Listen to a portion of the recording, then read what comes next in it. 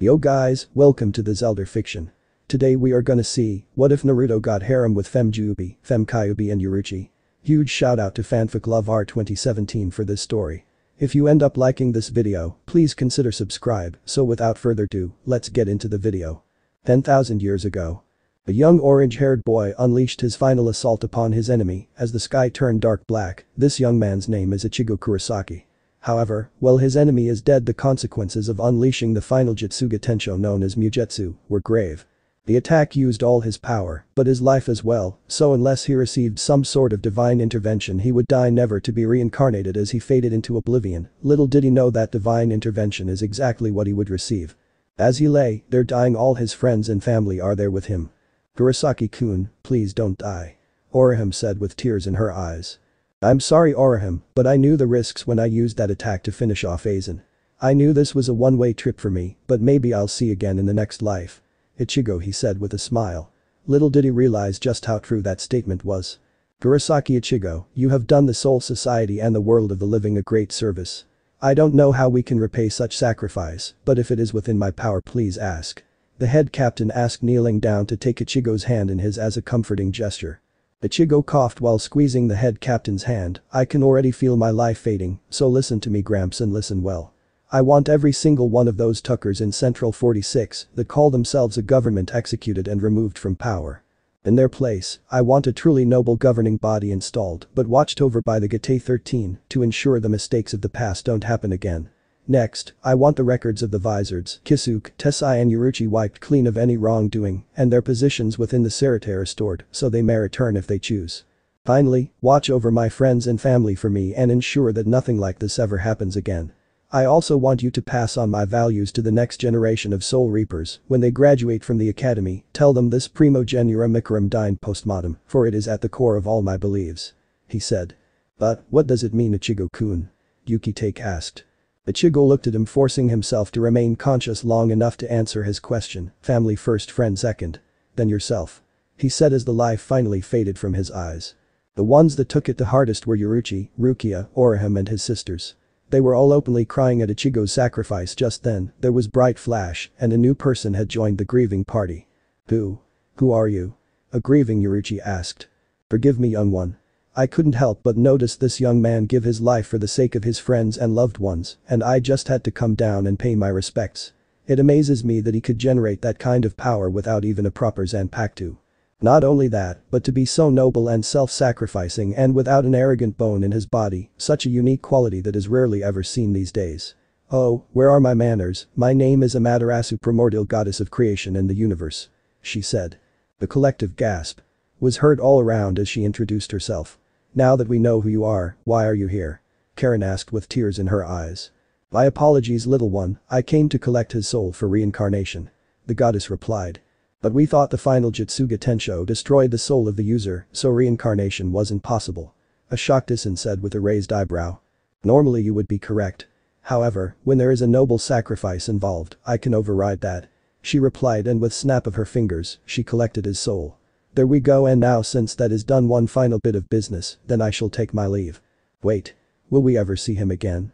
Kurosaki-kun means so much to everyone, especially me, Rukia and Yoruichi and his sisters," Orihime asked with tears streaming down her face. "I am sorry you will not see him again anytime soon Orihime-chan. When you die, I will come to collect your souls and you shall be reincarnated into the same era as Ichigo-kun. Except for Yoruichi-chan, she is coming with me now," Amaterasu said.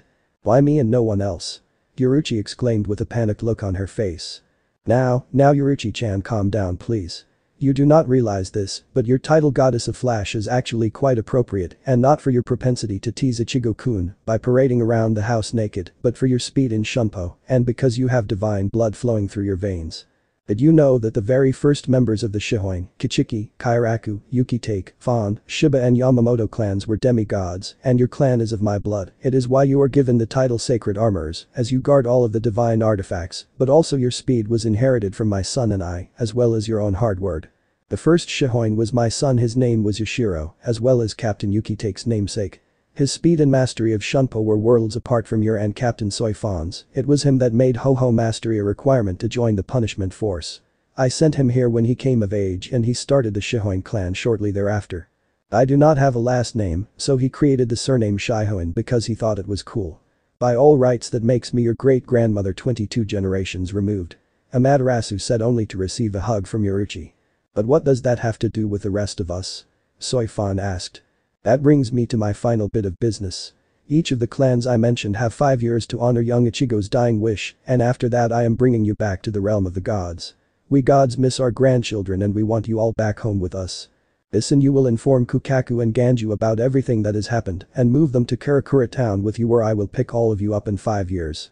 When Ichigo is reincarnated, you cannot be his father nor can Yuzu and Karen be his sisters, but the three of you, Kukaku and Ganju, can adopt him as a nephew or little brother if you wish so that you can be part of his life.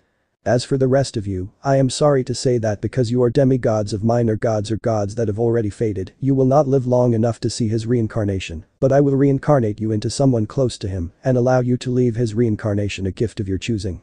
Yamamoto-kun, sadly you only have about 800 years left. I suggest within those 5 years you focus on making peace with my great-grandnephew Iwich and his Quincy's, inform Iwich has happened and give him this from me.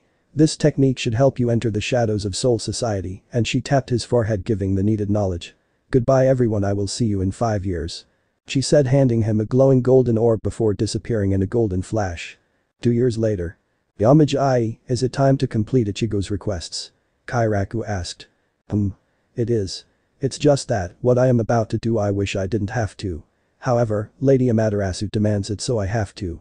While I'm gone, I want you, Anohana and Captain Kichiki to execute the members of Central 46.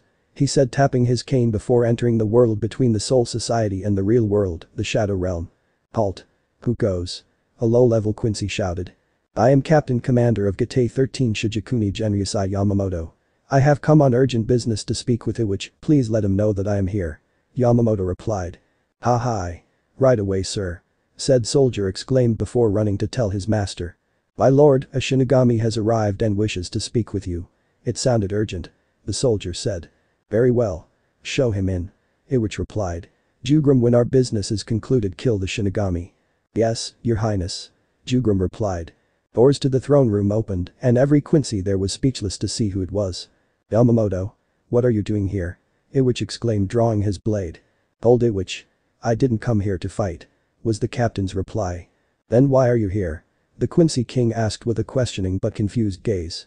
To make peace of course. Was his reply. Ha. You come here after 1,000 years, expect me to believe you want, especially after our past history. I should kill you right now for your insolence. Iwich replied. You could, but then you would not hear the message I came to deliver. The aged captain replied as he tossed Iwich the orb Amaterasu handed him. The second Iwich touched it, a holographic message began to play. Hello Iwich-kun, I am fairly certain you know who I am, so introductions are not necessary. What Yamamoto-kun told you is the truth. He does want peace, so please listen to him, he speaks for me in this matter. I will see you in 5 years, be ready to leave by then. I look forward to seeing you then. The hologram said and then disappeared. All of the Quincy's were shocked by this, so much so that they couldn't speak. The head captain actually chuckled when he saw this. Oh my. What's the world coming to? The great and powerful Quincy king is speechless. I hope that isn't a sign of the coming apocalypse. The head captain said with a mirthful grin. Ha, very funny Yamamoto. Now why are you here? I seriously doubt it was to deliver Lady Amaterasu's message then leave. Iwich replied. You're correct. You know me better than any of the other Quincy, and I know that you have been watching us since our last fight 1,000 years ago, so you know that me asking for help from anyone is something my pride wouldn't allow, especially asking for help from you of all people, but that is exactly what I am doing. I need your help, Iwich. At this declaration, Iwich's eyes widened in shock. I must say, given our history, I am shocked, but at the same I am intrigued. Please continue. He replied. I have been given divine authority by Lady Amaterasu and the High Council to make certain changes to the Soul Society, changes that I always believed were needed, but C46 would never allow, and that is where you come in. But before he could continue, Iwich interrupted him. You mean to say that Lady Amaterasu and the High Council gave you such authority, why now and not 1,000 years ago when the Soul King and C46 ordered our extinction? He asked. The Soul King began falling out of favor with the High Council after the Quincy's were ordered exterminated all those years ago, and recent events were the final straw. I assume you know of Aizen's treachery and the resulting war 2 years ago, replied Yamamoto. I do. He killed C46 and fled with the Hejoku and 2 of your captains. However, what does that have to do with why you are here? Iwich asked. Before the end and during the war we had reinstated C-46, but I knew they were just in it for themselves, as did a brave young man named Ichigo Kurosaki that fought alongside us during the war. The war ended faster than we all expected, and young Kurosaki used a sacrificial technique which used not only his Ryatsu, but his life force to attack Aizen and put him down for good. When it was over just before he died, he made 3 requests of us, all of which have been completed except one. The formation of a new governing body. Yamamoto replied. And you want me to be part of this new government of yours? Yoruichi asked. No, but I do need 6 of your Quincy's, preferably those of a higher rank and station. The C-46 always had 46 members, 43 normal members and 3 sages. Well, to honor Ichigo's dying wish we are forming a new truly balanced governing body. 6 Quincy's, 6 Rancor and 6 Soul Reapers, with one of each of those groups acting as a sage, so the new government would be completely impartial, acting in the best interest of keeping the balance of all 3 worlds. Yamamoto replied. Very well. I agree to your proposal and help you honor young Ichigo's dying wish. I will appoint Sternritters B. Jugrim Hashwolf, X. Lil Barrio, E. Bambietta Bastardbean, T. Candace Catnip, P. Meninas McAllen and D. Skin Lavar. With Jugrim acting as the Quincy sage. Yoruichi said. Agreed. Yamamoto said. That young boy must have meant a great deal to you for you to be here asking for my help. Yoruichi replied. Indeed he did. I never got the chance to tell him this, but I was proud of him and thought of him as a grandson, and not telling him is something I will always regret. He always did what was right, even if it conflicted with the orders he was given, and while he never openly defied orders, he always found a way to bend the rules and do things his way, damn the consequences. I always saw a bit of my younger self in him. It's a shame he had to die putting that bastard Aizen down. If he'd lived, I would have made him my successor. The head captain replied. Wow, if you think that highly of him, I am sorry I never got the chance to meet him. But, why all this talk of a successor? I thought surely you'd outlive all of us. Yoruichi said. You'd think so, but I don't have much time left. I'm old, Yoruichi. I was already 1,000 years old when we had our fight 1,000 years ago. That means I'm 2,100 years old now. Normally, as the grandson of Kagetsuchi, the god of fire, many generations removed my own flame wouldn't hurt me and even help to regenerate me and heal my wounds, essentially making me immortal. But because of an adversary I fought long before I met you, I used my Bankai before I was ready and scorched my soul quite badly, and the price was immortality. I only have 800 years left, which is why I am here now asking for your help in honoring Ichigo's dying wish. When my business is concluded, I plan to retire and live out my remaining years in Takamagahara with my family, maybe teach young gods how to be warriors. He replied. We have an accord, Genryusai. I will send the 6 Quincy we agreed upon to pack their things and leave with you within 20 minutes. Yoruichi said, shaking Genryusai's hand. 20 minutes later they had all arrived back in Soul Society, and the first thing they were told was C-46 had been executed. The members of the new governing body were waiting for them at the old C-46 complex. Genryusai could tell his last 3 years in Soul Society were going to be interesting. If he only knew how right he was. 3 years later. In the 3 years since the new governing body took over, many changes were made. The biggest change that was made was that C-46 was relabeled C-18 to accommodate the new members. Amaterasu surprised everyone and deposed the old Soul King, promptly executed him and named Yoruichi as his replacement, as well as God of Souls, and since he used Quincy for the Royal Guard, and the former Royal Guard were elevated in status to High Guardsmen of the Celestial Temple in Takamagahara.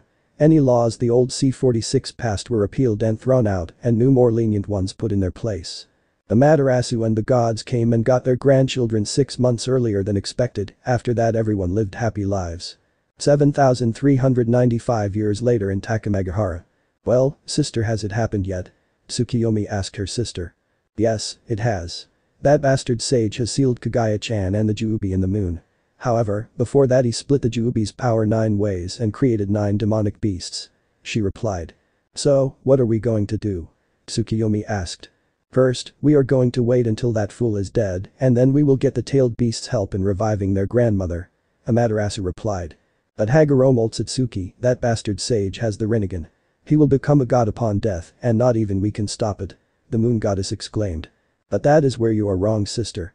Kagaya was goddess when she was sealed. She was granted divinity by me when she ate the fruit of the Shinju and adopted by me, which means the Rinnegan that Hagoromo used was a gift from the gods, a gift that he misused when he betrayed and sealed my daughter, his mother. Such betrayal cannot and will not go unpunished.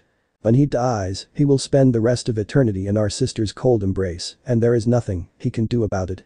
Amaterasu replied. 80 years later. Ah. It only took 80 years, but I finally died and became a god thanks to my Rinnegan. It is a shame those foolish gods and those idiotic Biju have no idea what I have planned. Akane and her siblings have no idea I was just using them as a means to an end. When the child of the prophecy is born, I will finally make my move and change the heavens in my image, and that fool witch in the Soul Society will not stop me," Hagoromo said. Just then he felt a presence behind him and immediately he knew who it was and his eyes went wide. "Amaterasu-sama, Tsukiyomi-sama, Shinigami-sama, Susanoo-sama, Iwich-sama, what do I owe the pleasure of your visit?" he said. "Oh, you mean you don't know why we're here?" Iwich questioned. "Indeed, it seems strange for someone touted as a prophet not to know. I think he was just faking it all these years," Susanoo said, making Hagoromo sweat. "I agree, I mean it does seem strange for someone with a Rinnegan, an eye gifted by the gods to be able to see the past and the future, enable the bearer to have an affinity for all the elements and revive the dead, that very someone should know why we're here, instead of playing dumb thinking we didn't see what he did," Amaterasu said. "An ignorant little twat like you used the eye we gifted you to seal his mother my daughter away," she exclaimed as tears streamed down her face. "You have betrayed us and used your gifts against the gods, such an act will not go unpunished," Tsukiyomi said. "What do you mean? I did the gods' bidding and sealed away a great evil, and you dare accuse me of betrayal?" he shouted as he tried to defend himself. "Yes, we do accuse you of betrayal. And for that your divinity will be stripped from and I have come to collect you and take you to the underworld for all eternity for your sin against us," the Shinigami said as Amaterasu snapped her fingers and turned Hagoromo into a regular soul. And Shinigami then waved her hand and sent to the underworld to be tortured for all eternity. 20 years later. It has been 20 years since the Hagoromo was stripped of his godhood and sealed away in Yomi, and now the gods stand before 9 fully grown tailed beasts, showing them their memories of Hagoromo's conversation he was having with himself. "That is what we heard saying to himself right after he died. Now we need your help to right the wrong he perpetrated against my daughter and the Juubi," Amaterasu said. "What would you have us do?" Akane asked. "Simple, I want each of you to give us a portion of your energy so that we may revive the Juubi and separate my daughter from her. That is all, nothing more and nothing less," the sun goddess replied. The Biju agree and poured their energy into a giant ball which was then amplified and fed to the husk that was the Juubi. After a few moments there was a bright flash and before them stood the Juubi in all her demonic glory and next to her stood a beautiful woman with white hair that went to her ankle and 2 horns sticking out of her head, one on either side. You all know what Kagaya looks like so I won't rehash that as she looks the same as in canon. The Juubi was extremely beautiful herself, standing at 5 feet 9 inches tall, long flowing black hair that stopped just below her face, and 2 gold slided eyes with 3 rings and 9 tomio 3 on each ring. Both women looked up to see where they were and to their surprise they saw the other Biju and the gods. "Ama-chan, Aka-chan." Both women shouted as they gave Amaterasu a hug which she gladly returned. "Hello Kakio-chan, Kagu-chan, it is good to see you again, especially considering what that idiotic sage did to you," Amaterasu said. "Kagaya, Kakio, these are the Biju, they helped us rescue you from your confinement. Go on you lot, introduce yourselves," she said pointing to the 9 Biju. "I am Shukaku, I am Matatabi, I am Isobu, I am Son Goku, I am Kakam, I am Seiken, I am Chimei, I am Jiki, and I am Akane," they said introducing themselves. "Thank you for helping to revive us Kakio-chan and we really appreciate it," Kagaya said with a smile as the Biju smiled back. "Kagaya-chan, I have good news for you as well as Kakio-chan and Akane-chan. Maybe Matatabi-chan and Chimei-chan too," Amaterasu said. "What do you mean?" her daughter asked. "During the time the other gods and I were waiting to free you and Kakio-chan, I had a vision of a prophecy, a child of prophecy. This child will be of your blood and another shinobi, and both he is destined to change the shinobi world for the better. This man will claim to love you and then betray you, but before doing so he will give you 2 children, a boy the child of the prophecy and a daughter. The daughter you will raise separately to protect her and the boy will stay in the village of his birth where you will leave instructions for him to be treated like a hero by the village. That request will be ignored and he will be treated like a pariah and beaten severely behind the back of the Hokage for being the container of Akane-chan until during a particularly savage beating he will activate his bloodline and taken to his home where he will meet his grandmother and granduncle from his father's side of the family and taken from the village to train. However, between the time of his birth and the day he leaves the village, he will be gifted with many blessings to help on his journey. He will possess many bloodlines as well as many Zanpakuto. He will also be arranged to marry the Nibi, Nanabi, Kyubi, Juubi, and my granddaughter Yoruichi Shihoin, as well as 2 very beautiful Kages and many others. However, before that day comes, I will send you to the human world to pose as an orphaned human girl. I will reverse your aging and seal your memories until the day your children are born. You will still be a goddess, but you will know nothing of your own heritage until the day of the kyubi's attack and your children's birth. Then on that day your memories of your true self will be unsealed. 2587 years later, 13 before current timeline. Hokage-sama, the kyubi is attacking, we need to seal it. Random shinobi said. I know, but we have to wait for Minato. Hiruzen, what's the situation? Minato asked. The kyubi is attacking and we need to seal it. Okay, I'll seal it inside my son, he is the only one available as Kushina has yet to give birth to my daughter. Okay, Minato, but hurry. Little did Minato know that Hiruzen and Jiraiya had known about the prophecy, as the toads had told them, and neither they nor the toads ever told Minato, as he had developed behavioral oddities that made them not trust him with that information. Minato stood before the gates of Konoha, went through some hand signs and said, summoning jutsu. Before him stood Gamabunta in all his glory. Minato, what do you want, brat? Bunta said. I need your help with sealing kyubi. You want me to fight that thing? Are you crazy? Gamabunta-sama, I only need you to keep it busy while I prepare the sealing. Alright brat, but make it quick. Bunta yelled. Minato disappeared in a yellow flash and moments later appeared with Kushina next to him and began the process of summoning the Shinigami. Summoning jutsu. Moments later a blue ethereal being appeared on the battlefield. What do you want, human? He asked. Shinigami-sama, wish for you help me seal the kyubi in exchange for the soul of my wife and unborn daughter. He exclaimed. Ha ha ha, Minato, you fool, do honestly think my own aunt would willingly let you sacrifice me to seal the kyubi? You're ever dumber than you look. Kushina said as she walked over to the kyubi and gave her a scroll for her to look at later. What do you mean your aunt? Minato, you foolish mortal, my real name isn't Kushina Uzumaki. My real name is Kagaya Otsutsuki, and I am a goddess and the adopted daughter of Amaterasu, the one called Kami. The Shinigami's true name is Yami, goddess of darkness and the underworld, and you have just committed a grave sin against her. Mortal, for your crime against the gods I lay claim to your soul and send you to hell. Yami said as Minato's soul was consumed, leaving an empty soulless body behind. Shinigami removed the gain jutsu cast upon the kyubi and sealed her within little Naruto, placed a barrier around the little boy and took Kagaya to the realm of the gods. Moments later a rude agent showed to try and kidnap the little boy for his master, but was struck down the moment he touched the barrier. A minute later the Sandaime and Jiraiya showed up and took custody of the little boy. Sensei, I don't like this. I know Jiraiya-kun, but in this instance we don't have a choice. Here, take this scroll. It contains all of Minato's techniques and all agreements that he had with civilians, Danzo and Homura, that I want out of the village. What agreements and what about Tsunade? Jiraiya asked.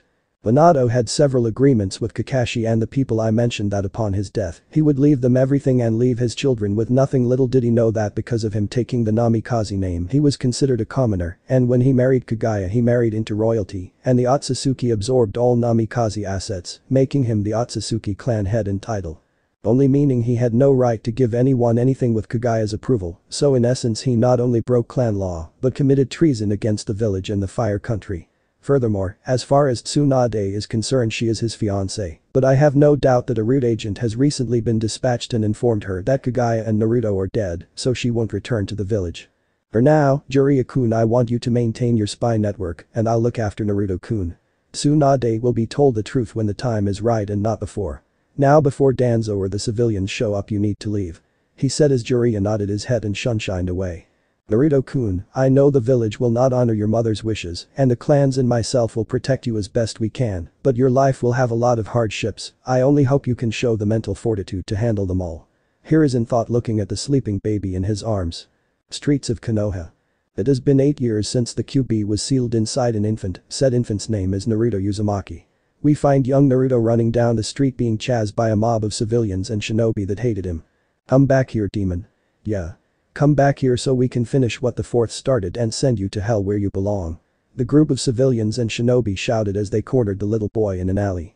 Please stop, I didn't do anything to you. Why do you want to hurt me? An extremely frightened Naruto asked. Didn't do anything. You're a murderer. You killed our families and friends and we are going to send you hell, you little monster. A shinobi with gravity-defying gray hair wearing an Inu mask shouted as lightning coated his hand. Guess who? I didn't do anything. I don't know anything. The little boy exclaimed. That's right, demon. You don't know anything and you never will. The Inu mask shinobi shouted as he shoved his lightning-coated hand into the little boy's chest. Little did he know that a certain nine-tailed Biju was already healing her host as the mob left high-fiving each other for finally killing the demon at least. That is what they hoped. If they had bothered to stick around, they would have seen his body begin to glow as his bloodline activated. Naruto's mindscape. Naruto found himself in a dark place with water that was ankle deep and he immediately thought he was dead. His ears perked up because he heard someone crying, so he followed the sound till he found its source. "Hello? Are you okay?" he asked. He heard her crying but couldn't see her. "Naruto-kun, I am so sorry for what I did to you," she said. "What do you mean what you did to me?" he asked. She came into the light in her human form. She was beautiful with 9 red foxtails, piercing red slided eyes and long red hair. She was 5 feet 8 inches tall, long slender legs that went on forever and standing there stark naked. Naruto immediately blushed at what he was seeing. He liked it and she knew it as she was also blushing a new shade of red. "Can you put some cloths on?"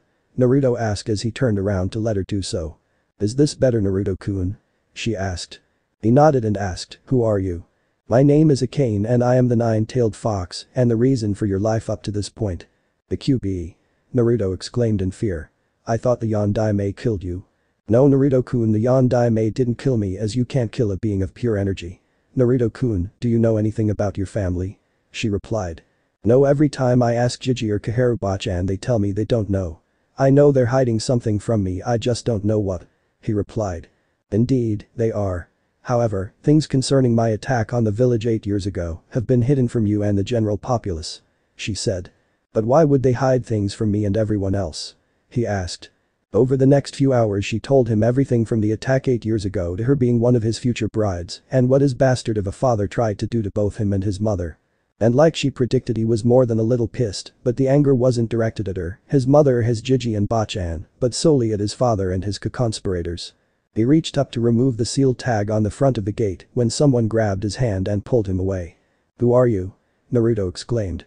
"Naruto, my name is Minato Namikaze and I am your father. Everything the QB told is a lie and the filthy beast must remain in its cage," Minato said with a malicious grin on his face which Naruto caught. Naruto promptly walked up to his father and kicked him square in the nuts and when he hunched over in the face. Minato may have just been a soul shard, but he was in his son's mindscape, so anything Naruto did to him still hurt like hell as Naruto was the king of that world. "Ayu-chan didn't lie to me, I would know if she did. You on the other hand are trying to confuse and take advantage of me and I want you gone," Naruto said. "You ignorant little demon, I made this seal, I control this seal and I'm not going anywhere," Minato said as he stalked towards little Naruto. The Kane didn't like it and tried everything she could to force that cage open so she could protect her future husband, but it wouldn't move an inch. When all hope seemed lost there was a bright flash of light and standing there in all her glory was the Shinigami. Minato immediately feared what was to come. "Ayu-chan, it has been a while. Minato Namikaze, you have stuck your nose in the affairs of others for far too long and it stops right now," she said waving her hand sending the final piece of Minato's soul to hell. "Naruto-kun, your mother cannot wait to see you and when you wake up and leave this village, you will meet her and your godfather. I am sorry for what the village has done to you, my cute little maelstrom," she said giving him a hug which he gladly returned. "We will meet again, Naruto-kun." After that she disappeared. "Ayu-chan, time to get you out of here," he said ripping off the seal. "Naru-kun, when you wake up, we will talk further, we have much to discuss," Akane said as she disappeared. Outside the Hokage arrived and saw the carnage around him and his eyes immediately looked to the center of the destruction as a bright light lit up the alley. "Naruto. What have they done to you, my boy? You have done nothing to deserve this," he said as 4 more flashes lit up the alley. "Who are you?" he asked demanded. "We are people concerned for the safety of little Naru-kun considering what just happened to him and we have much to discuss but not here, someplace more private," one of the cloaked figures said. "Fine, we will go to my office and talk there," Hiruzen said as his Anbu and the cloaked figures disappeared. "Now who are you and what is your interest in Naruto-kun?" His demanded. "Very well, we have come for the purpose of taking him away to get trained. I am Midoriko Uchiha, Minato's mother and Naruto's grandmother.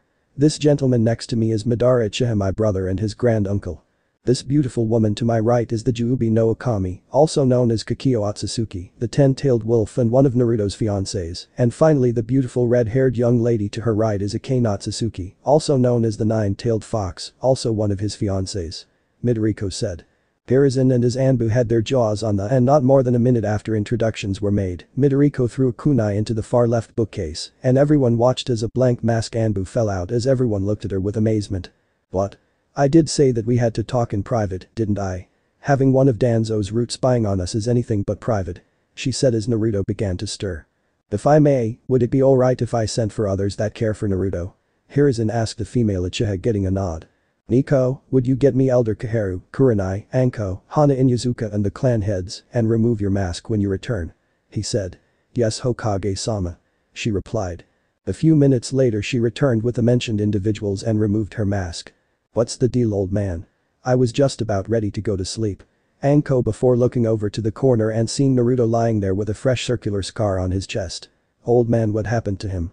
She questioned, making her way over to her favorite little prankster with tears in her eyes as she ran a hand through his platinum bond-streaked blood-red hair. Judging from that circular scar I think you know what happened Anko-chan. He replied, seeing the look of righteous fury in her eyes. Kakashi, that bastard. When I get my hands on that ignorant Tucker, he'll be lucky if I leave him alive, let alone able to have kids. She screamed as all the men in the room flinched. Calm down Anko, we'll deal with him later or let Naruto-kun later on when he's strong enough. Right now, though we have other matters to attend. Hiruzen replied. Like what Hokage-sama? Hiashi replied. These people wished to take Naruto-kun out of the village for training.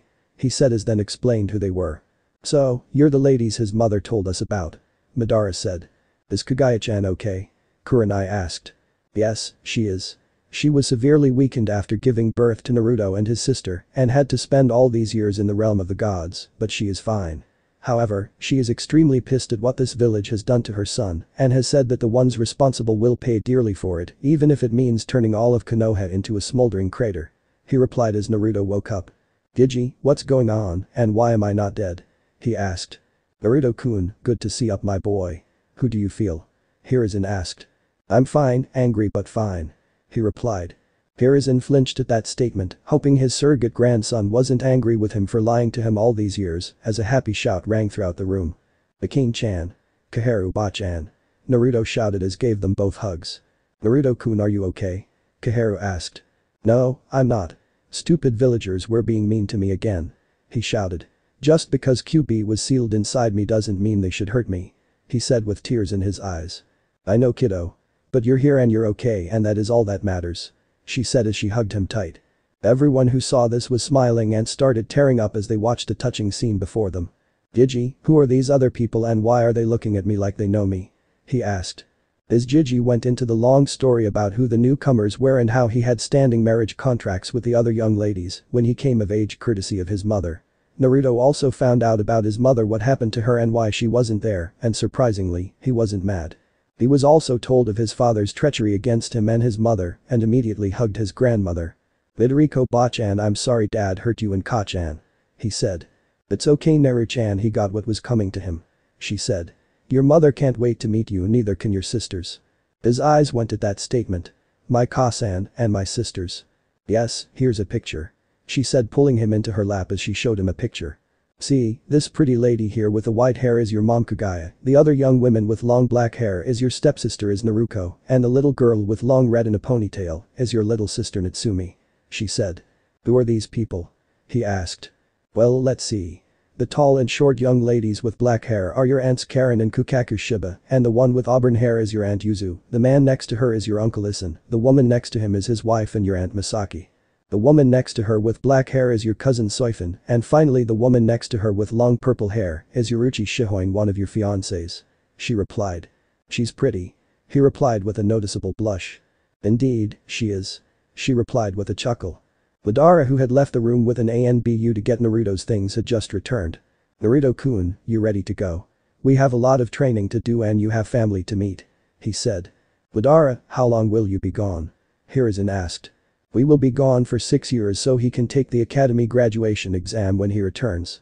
However, before we leave, we are making a stop by Otsutsuki Manor first. Any of you who wish are welcome to join us. He replied. Hokage-sama, I have a gift for you and Kaheru if you'll allow me. Akane said. Getting a nods in response. Because the two have cared for Naru-kun as much as you did, I wish to reverse your aging back to your prime. She said, touching their shoulders as a red glow lit up the room. When she was finished, Kaheru and Hokage looked in their early 30s. After show and tell was over, everyone except Kaheru and the Hokage said their goodbyes and went back home, while the remaining two followed Naruto and his family to Otsutsuki Manor. Once there, everyone was led to the weapons vault where they saw katana lining the walls. Kaheru, Hiruzen, as a reward for your dedication and caring towards my nephew, you each are permitted one blade from this room. However, do not try to force a connection. These swords are sentient and they will make the choice based on your own abilities. In fact, some of these blades can even bestow upon their chosen master a Kekkei Genkai if the right elemental affinities are present, so just walk throughout the room and if you hear a name being said, speak it aloud so a connection can be made. Madara said as they began to walk around the room. It wasn't long before Kaheru had her chosen blade. As said blade approached her, the handle crackling with lightning. Blow my enemies away, Arashi no Ajum, Storm Princess, she intoned as she collapsed as her lightning and water affinities enveloped her body.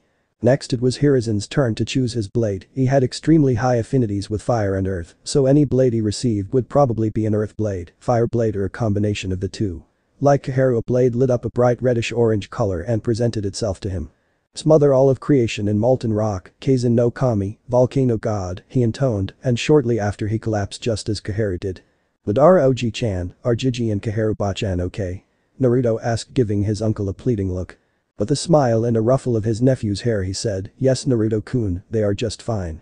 The act of being chosen by their blades gave them a Kekkei Genkai, and while their bodies get used to the changes, they are unconscious to prevent them from feeling any discomfort due to said changes, but they should wake up any minute. Will that happen to me? Naruto asked. No kiddo, it won't. It isn't needed as the Kekkei Genkai you activated earlier this evening gives you access to those bloodlines and several more like it. Madara replied. While we wait for them to awaken, why don't you go and pick your own? Naruto nodded and ran off. A few moments later Naruto returned with 7 blades cradled in his arms. That was fast. His uncle said. Was I supposed to be slower? Did I do something wrong? Naruto said. No Naru-kun. Your uncle just means that no one has ever done that as fast as you. Akane said. Which one did you get? Let's see, the big red one is Anjetsu Nai, the Daisho pair is Kaiten Kayakatsu-chan, the short sword with the tassel at the end is Benahim-chan, the pink one is Senbon Sakura-chan, the Wakizashi is Rikitsei-chan, the ice blue blade is Kori no Rai or Kori-chan, and the last one is Tenhai no Tori, Heavenly Fire Bird, or Tori-chan. He said with a grin on his face. You don't do anything half-assed, do you Naruto-kun? Madara said with a smile. I guess not. The boy replied with a foxy grin. About that time Hiruzen and Kaheru woke up. Jiji. Kaheru-bachan. Are you okay? He asked concerned. We are just fine Naruto-kun. We just had a lot of training to do and our new swords had a lot of information to pass on to us, just as yours will for you. Kaheru said as they all left Otsutsuki Manor and headed back to the Hokage's office with Hiruzen and Kaheru under a hinge. Madara, when I see you all in 6 years, I expect Naruto-kun to be a fine young shinobi, and Naruto do everything they tell you and come back to us a strong young man. He said. Okay, Jiji. Naruto said, giving him a hug, and disappeared with his family. Hokage-sama, I have marriage contracts for Yugao Yazuki, the Yamanaka clan, Tsuman Hana and Yasuka, Kurenai, Anko, and the Hyuga clan that I wish to file with this office at their request between themselves and Naruto's clan the Otsutsuki. These contracts have been signed by the parties involved and Naruto's mother Kagaya Otsutsuki and witnessed by myself.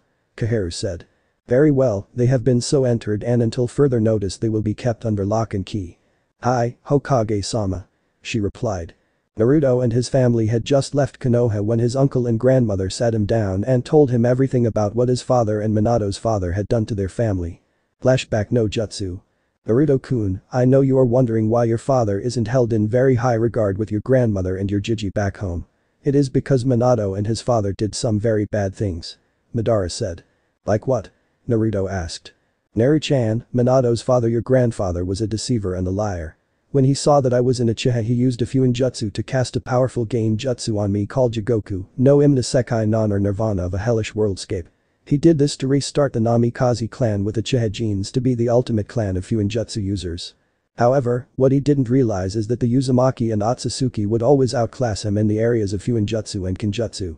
When your uncle came to check on me, he saw that I was happy, so he left me alone, but, in my head, I was screaming for him to come back and release me from this hell. Midoriko said, stopping as Madara took over. Naruto-kun, I left at first thinking everything was alright, but soon after came back as my instincts were screaming at me to return. When I did return, she had just given birth to a boy. I saw a seal on the back of her neck and immediately I knew what it was. Soon after, I killed almost every member of the Namikaze clan while they slept and removed the seal on your grandmother's neck and awoke her from the game jutsu. I was immediately wrapped in a hug as she was overjoyed to see me and she refused to let go. It was some time later that all her memories returned and we learned what that bastard Namikaze did to her. Madara said. Ida, that bastard. Not only did he cast that gain jutsu on me, but I was forced to watch from inside my own mind as he raped me and forced me to carry his spawn. When your granduncle arrived, he used his Fuinjutsu knowledge, which was on par with Kakashi Uzumaki, his mentor in Fuinjutsu and head of Uzumaki clan at that time, to permanently seal any chance of Minato unlocking the Sharingan. I didn't want that bastard Kaido to get the satisfaction of thinking he accomplished his goal. And so, after carrying Minato into the house and put him into his crib, my brother and I left a note for Kaido's parents, detailing everything that happened and left the little bastard for them to raise. It was years later that I learned that Minato had married your mother, and needless to say, I wasn't surprised what he tried to do when sealing Akane-chan. She said. What did he try to do? Naruto asked. The little bastard tried to use your mother and your unborn little sister as sacrifices to the Shinigami for sealing Akane-chan into you. That didn't go over too well with the Shinigami, who is by the way your grand aunt on your mother's side, and the goddess Amaterasu is your grandmother, speaking of whom. She said as a bright flash lit up the clearing. Before them stood Kaguya, Amaterasu, Tsukiyomi, Susanoo, Inari and Jiraiya. Ha-chan. Naruto shouted as he ran to hug his mother. Sachi. I missed you so much. I'm sorry I couldn't be there for you growing up, but giving birth to you and your sister and dealing with your idiot father's machinations was extremely tiring. But enough of that, I have some people I want you to meet. She said. This is my mother Amaterasu, goddess of the sun and universe, or Kami as humans call her. She is your grandmother. To her right is the goddess of the moon, my aunt, and your grandaunt Tsukiyomi. To her right is my uncle, and your granduncle Susanoo, god of storms. To his right is our cousin, god of foxes, fertility and learning, Inari, and to his right is your godfather Jiraiya, the toad sage. As she finished the introductions, the rest of his family all gave him hugs, which he joyfully returned, and gifts. The gods each gave him their blessing, and Jiraiya gave him a scroll. Jiraiya-chan, what is this? He asked. That kiddo is a scroll-filled jutsu scrolls and you idiot father's signature techniques, all of which I will teach you and your sister, also the toad summoning contract for both of you to sign if you want. He replied with a warm smile, only to receive a hug in return from his godson. Thank you, thank you, thank you, was Naruto's excited reply. You're welcome, kiddo. Now let's get to Yuzu so you can meet your sisters, your fiancé Yoruichi, and start your training. He said as they all conversed and talked about his training and what expected of him both during and after. As they walked into Yuzu a week later, they were in awe at what they were seeing. 3/4 of Yuzu was still in ruins, but the remaining fourth was a huge compound with training grounds and a massive jutsu vault. All in all, the whole thing was so big that the Uchiha and Hyuga compounds could fit inside comfortably. Ani-chan. A gleeful shout was heard as they walked into the compound as Naruto was soon tackled to the ground. The little girl soon looked up with a big grin on her face as Naruto soon realized who she was. Natsumi-chan? He asked, unsure. Hi, Ani-chan. She replied as Naruto hugged her for dear life. Once the two were reacquainted, Yoruichi introduced herself and hugged her fiancé, which was happily returned. Soon after, Naruto introduced herself, as well as the other members of his extended family, from the picture he was shown, and then they got to work discussing his and his sister's training. Naruto-kun, you and Natsumi's training will look something like this. Madara said, holding up a chart. Year 1. Physical conditioning. Chakra control. Year 2. Chakra control and physical conditioning with weight starting at 20 pounds on each limb. Gravity and resistance seals at level 1. Ninjutsu gain jutsu ED ranks. Fuinjutsu. Ninjutsu's and jutsu, basically the same thing I know, but in this instance two different styles, one passive and one aggressive. Kido. The jutsu. The kuda. Ho-ho. Zanpakuto communication 101. Year 3 start using shadow clones while training no more than 500 clones. Chakra control and physical conditioning with weights 40 pounds on each limb. Gravity and resistance seals at level 2. Ninjutsu gain jutsu E, D and C ranks. Fuinjutsu intermediate. Ninjutsu's Anjutsu intermediate. Kido intermediate. The jutsu intermediate. The kuda intermediate. Ho-ho intermediate. Zanpakuto training for beginners original +6 clones. Year 4 training using shadow clones increased from 500 to 1500. Chakra control and physical conditioning with weights 80 pounds on each limb. Gravity and resistance seals at level 4. Ninjutsu gain jutsu E, D, C and B ranks. Fuinjutsu intermediate. Ninjutsu's Anjutsu intermediate. Kido intermediate. The jutsu intermediate. The kuda intermediate. Ho-ho intermediate. Zanpakuto training intermediate original +6 clones. Year 5 training using shadow clones increased from 1500 to 5000. Chakra control and physical conditioning with weights 160 pounds on each limb. Gravity and resistance seals at level 5. Ninjutsu gain Jutsu E, D, C, B, and S ranks. Yuinjutsu expert. Ninjutsu Zanjutsu expert. Kido expert no incantation. The Jutsu expert. The Kuda expert. Ho-Ho expert. Zanpakuto training expert original only with all 7 blades. Year 6 training using shadow clones, increased from 5,000 to 10,000. Chakra control and physical conditioning with weights 320 pounds on each limb. Gravity and resistance seals at level 7. Ninjutsu gain Jutsu Master E, D, C, B, A, S and SS ranks. Yuinjutsu Master. Ninjutsu Zanjutsu Master. Kido Master no incantation able to keep power output constant. The Jutsu Master. The Kuda Master. Ho-Ho Master. Zanpakuto training master all 7 blades. Everyone heard a whistle and turned to Jiraiya. That's crazy Madara. Don't you think that is a little extreme? He said. Not really, since he already promised to come back strong, not to mention the fact that he needs this kind of extreme training to master his Kekemora Jutsu the Ryugen and all its variants. Madara replied. Madara-chan. What's the Ryugen? Naruto asked. Well Naruto-kun, the Ryugen is a variant of your mother's Rin Sharingan and you activated it during your last beating at the hands of the villagers, but you cannot control it. Ryugen means dragon's eye and it possesses the powers of not only the Rinnegan but also the Sharingan and the Byakugan as well. It even has a Mangekyo and eternal Mangekyo form like the Sharingan and the Byakugan, and your sister Natsumi has her own variant as well, or she could get your mother's Rin Sharingan. He said. Wow. Enough talk, let's get training old man. Naruto shouted as he and his sister ran off to the training ground like a couple of speeding bullets from a gun, causing everyone to laugh and follow. Everyone knew the next 6 years would be more than a little interesting. 5 years later. Naruto and Natsumi's training had gone better than everyone hoped. Instead of taking the full 6 years to master what the others had to teach them, they did it in 5 and spent the rest of the final year traveling and refining everything they learned before making their way towards Hai no Kuni and Konoha.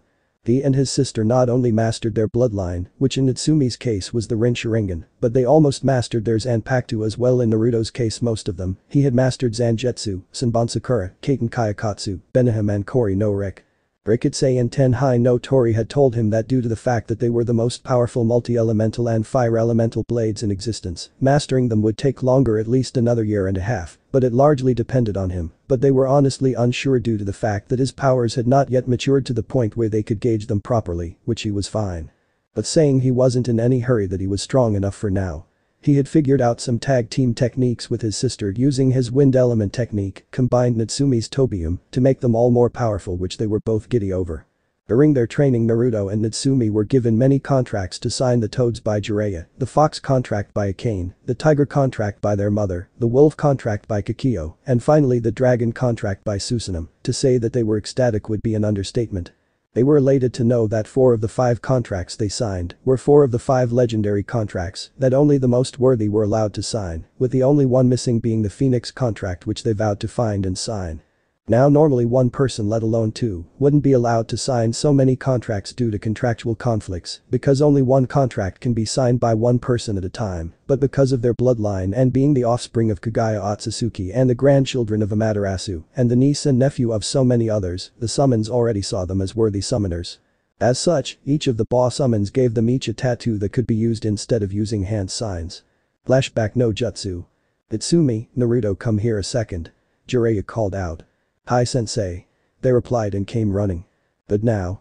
You two have done so well that we've decided to give you summoning contracts, but not just one, you're getting 5. From me you're getting the toad contract. From Akane you're getting the fox, and as Akane has already given her permission, being the boss, she is allowing you to sign the contract. From your Kikyo you're getting the wolf contract for the same reasons as Akane. From your mother you're getting the tiger contract, and from your uncle Susanoo you're getting the dragon contract. The first ones they signed were the fox and the wolf to get them out of the way when they did. A large cloud of smoke appeared. Who dares sign our contracts with another contract signed? 2 voices bellowed. We do. I am Naruto Otsutsuki, and this is my sister Natsumi. Naruto replied. Otsutsuki as in Kagaya Otsutsuki? The wolf asked. The very same. Natsumi replied. They looked up and saw their bosses standing there. Akane-sama. Kikyo-sama. What are you doing here? We have been looking for you for years. They shouted. Well, I was sealed in the moon for about 20 years with Kagaya-chan and then released by the gods and then spent the rest of that time with them in their realm after being given the title and rank of wolf demon goddess, so now I am passing down the title of boss of the wolf summons clan to Uchiha as I can't be a summons and a goddess at the same time, so I will be living with my future husband. From now on. Kikyo said as the young nine-tailed wolf grew her 10th tail, smiling happily at her former leader. The same could be said of me as Ami, as I was given an immortal flesh and blood body so I could have a fresh start with my future husband, and when Naruto-kun decides to stop being a shinobi, he and his sister have a standing invitation to become gods if they choose. That being said, I am giving you your 9th tail and passing on my title and seat as boss of Fox Summons clan to you. Congratulations, Azami-chan. Akane said as a bright light lit up the area as Azami grew her 9th tail, but something else happened that no one was expecting. As Akane gave Azami her 9th tail, the god of foxes decided to give Akane her 10th tail. This had never happened before as no one demonic animal species had ever had two Juubi before. Akane was the 10-tailed vixen in Naruto due to being Kagaya's son and Akane's Jinchuriki until recently, and who also had demonic and divine blood since birth like his sister was the Juubi no Kitsune. But that was something both he and Akane were going to keep under wraps until the right time, or until they got back to Konoha and use it to really talk with people for shits and giggles, whichever came first. As Ami and Chihiro looked at one another, nodded their heads, and then looked at Naruto and his sister. Naruto-kun, Natsumi-chan, we have been without a decent summoner for so long, so we will allow this, but do not dishonor us with the same arrogance as that bastard Izuna-cha. He tried to control us into attacking innocent people, and when that happened, we severed all forms of contact with the human world. Do not disappoint us, young ones, understand? Chihiro said in her wolf form, towering over him and Natsumi as she grinned, showing all her sharp bright white teeth. Gozo, kid, boy or brat, understand this, if you or your sister attempt what he did, you so much as think about doing it, and we find out we don't care who's husband or sister-in-law, you are not only will we sever ties with you, but we will kill you, chop you into little pieces, and take you back to Five Den Mountain, and feed you to our children, understand? As Ami said, doing the same as Chihiro. Yes, we understand. However, the two of you should understand that after the kind of life I've had I don't take kindly to threats. He said as his spiritual pressure flared to life, weighing down on them. That being said, if you so much as touch anyone I care about for any reason, I suggest you tunnel yourself into another dimension to hide, because nothing short of that will keep you safe from me. He said with Natsumi nodding her head in agreement. Alright kids, you pass. Chihiro said. What? Naruto and Natsumi said, confused. You passed. You see, Naruto-kun, after our problems with Izuna, we didn't completely cut ourselves off from the human world, but we did hide our contract somewhere only the bosses or the gods could find. And after that we came up with a plan to test the next summoner to see if he was worthy, and judging from the look in your eyes when you threatened us, we saw that you cared more for your precious people than yourself, therefore we find you worthy of being our summoner. Summon us if you need help. Good luck, Naruto-kun. As Ami said before she and Chihiro went back to Five Den Mountain. After that he and Natsumi signed the remaining 3 contracts and were given various tests they had to pass to be accepted as summoners. For the toads it was a test of resolve. For the tigers it was a test of courage. Finally, for the dragons it was a test of intellect. All of which he and his sister passed with flying colors. Flashback no Jutsu Kai. Now we find our heroes and their loved ones on a road headed towards Tokigaku as they had to pass through waterfall country to get to Hai no Kuni and Konoha. When about 10 miles outside of the village they see an explosion and heard a woman scream. Naruto and Natsumi run towards the sound and are stopped by 2 Taki Anbu. Halt. Leave this area at once. The business of our village does not concern outsiders. A Taki Anbu said. You are beating a young girl, so we are making it our business. Naruto and Natsumi said, drawing their blades. You have 5 seconds to stop what you are doing and back away from the girl or I will kill you. Natsumi said. TCH, get out of here, you talking demon lovers. The Anbu shouted as he drew a kunai and rushed the 2 demonic twins.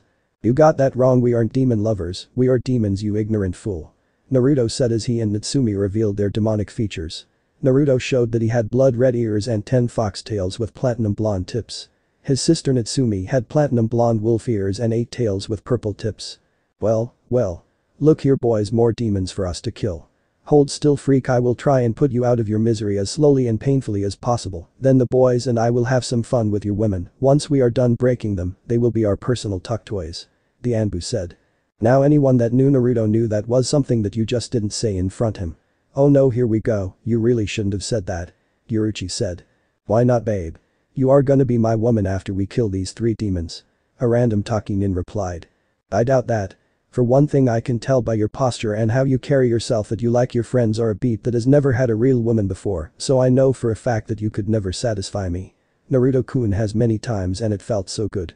Yoruichi replied with a lustful grin as she hugged Naruto from behind. Naruto stepped forward, unsheathed his blade and said, "Akiro, Benahem. You idiots will not live past today." He said and vanished only to appear a few seconds later sheathing his blade with a click as 3 of the Taki-nin all fell to pieces. "Snap, Tobium," Natsumi said, releasing her blade, launching a fireball at the 3 remaining Taki-nin. "Futen, Tatapa," she said as the wind combined with Tobium's attack causing an explosion that turned her enemies to ash. They then walked over to the young woman that was being abused. "Excuse me, miss, are you okay?" he asked. She instantly backed up screaming, "No, stop. I've done nothing wrong, don't hurt me anymore." "Hey, relax. I won't hurt you. Come on, let's get you looked at and get you home," he said, holding out his hand as she timidly took hold of it in him in a strong embrace, shaking the entire time. He took her to his mother so she could be healed. "Kachan, can you help this young woman? She is a ninja and her comrades were beating her for fun." "Of course, Sachi. Now come here, dear, and lay down," Kagaya said as she began to heal her. "Tell me, young one, what is your name?" "My name is Fu," she said. "Well, Fu-chan, as soon as we get you healed, we will get you home, okay?" she said. "No. Don't send me back to Taki anywhere but there," she said with fearful tear-soaked eyes. "Tell me, Fu-chan. Did they hurt you in Taki?" she asked. "They did more than just hurt me," she said, looking down at her crotch. "Fu-chan, did they rape you?" Midoriko asked as Fu nodded and began to cry. "Our village leader, a man named Shibuki, told the villagers they could do whatever they wanted to me. The bastard even took his own turn, but thanks to Chame-chan the damage was reversed, my hymen restored, and the pregnancy was aborted before the fetus even had a heartbeat," Fu said. "Excuse me, Fu-chan, I'll be right back," Midoriko said. A few moments later, Midoriko found herself standing in the middle of Taki. "Can I help you, stranger?" Shibuki said. "Yes, you can die for me. Collaboration Kaiten, Mijin Bunri, particle separator," she said, jumping into the air and launching a ball the size of a softball at the center of Taki before using flash step to outrun the blast. The moment the ball hit Shibuki, it exploded with enough force to leave nothing but an empty crater in its wake, wiping Taki off the map. What she didn't know was that deep underground is where the real hidden village was, and what was on the surface was just for show, and everyone she killed were nothing than blood clones, so in the end, she basically destroyed an empty village, which would be rebuilt in the coming months. After Naruto and crew left Taki, they passed through Tanzakugai. It was then that Jiraiya glimpsed someone he hadn't seen in years. Jiraiya-sensei, is something wrong?" Naruto and Natsumi asked. "See that woman over there? The one with the long blonde hair and wearing the green haori?" he asked, only to receive a nod from his students. "Well, you see, that woman is Tsunade, she is one of Naruto's fiancés, and she thinks he is dead thanks to Danzo Shimura sticking his nose where it doesn't belong," he replied. "What happened, sensei?" Naruto asked. "Well, Naruto, the day you and your sister were born 14 years ago, a lot of information came to light, mostly concerning your father and his machinations concerning the two of you.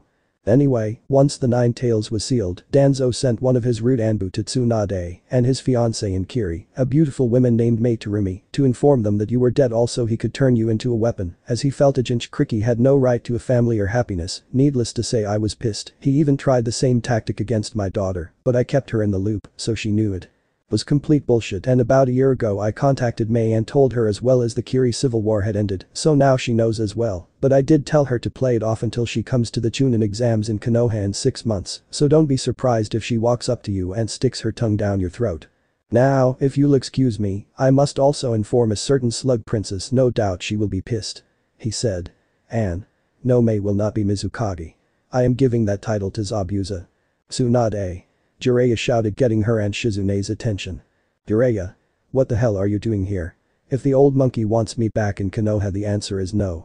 That place has taken too much for me to return now," she said. "Tsunade, I'd be lying if I told you he didn't want you back in the village, but that isn't why I'm here. I am here today to speak with you and Shizune privately, it is important," he said in a tone that gave no room for argument as Tsunade showed him to her hotel room with Shizune and Tonton following close behind. As they entered Tsunade's hotel room, they all sat down around the table. "Alright, now talk," Tsunade demanded.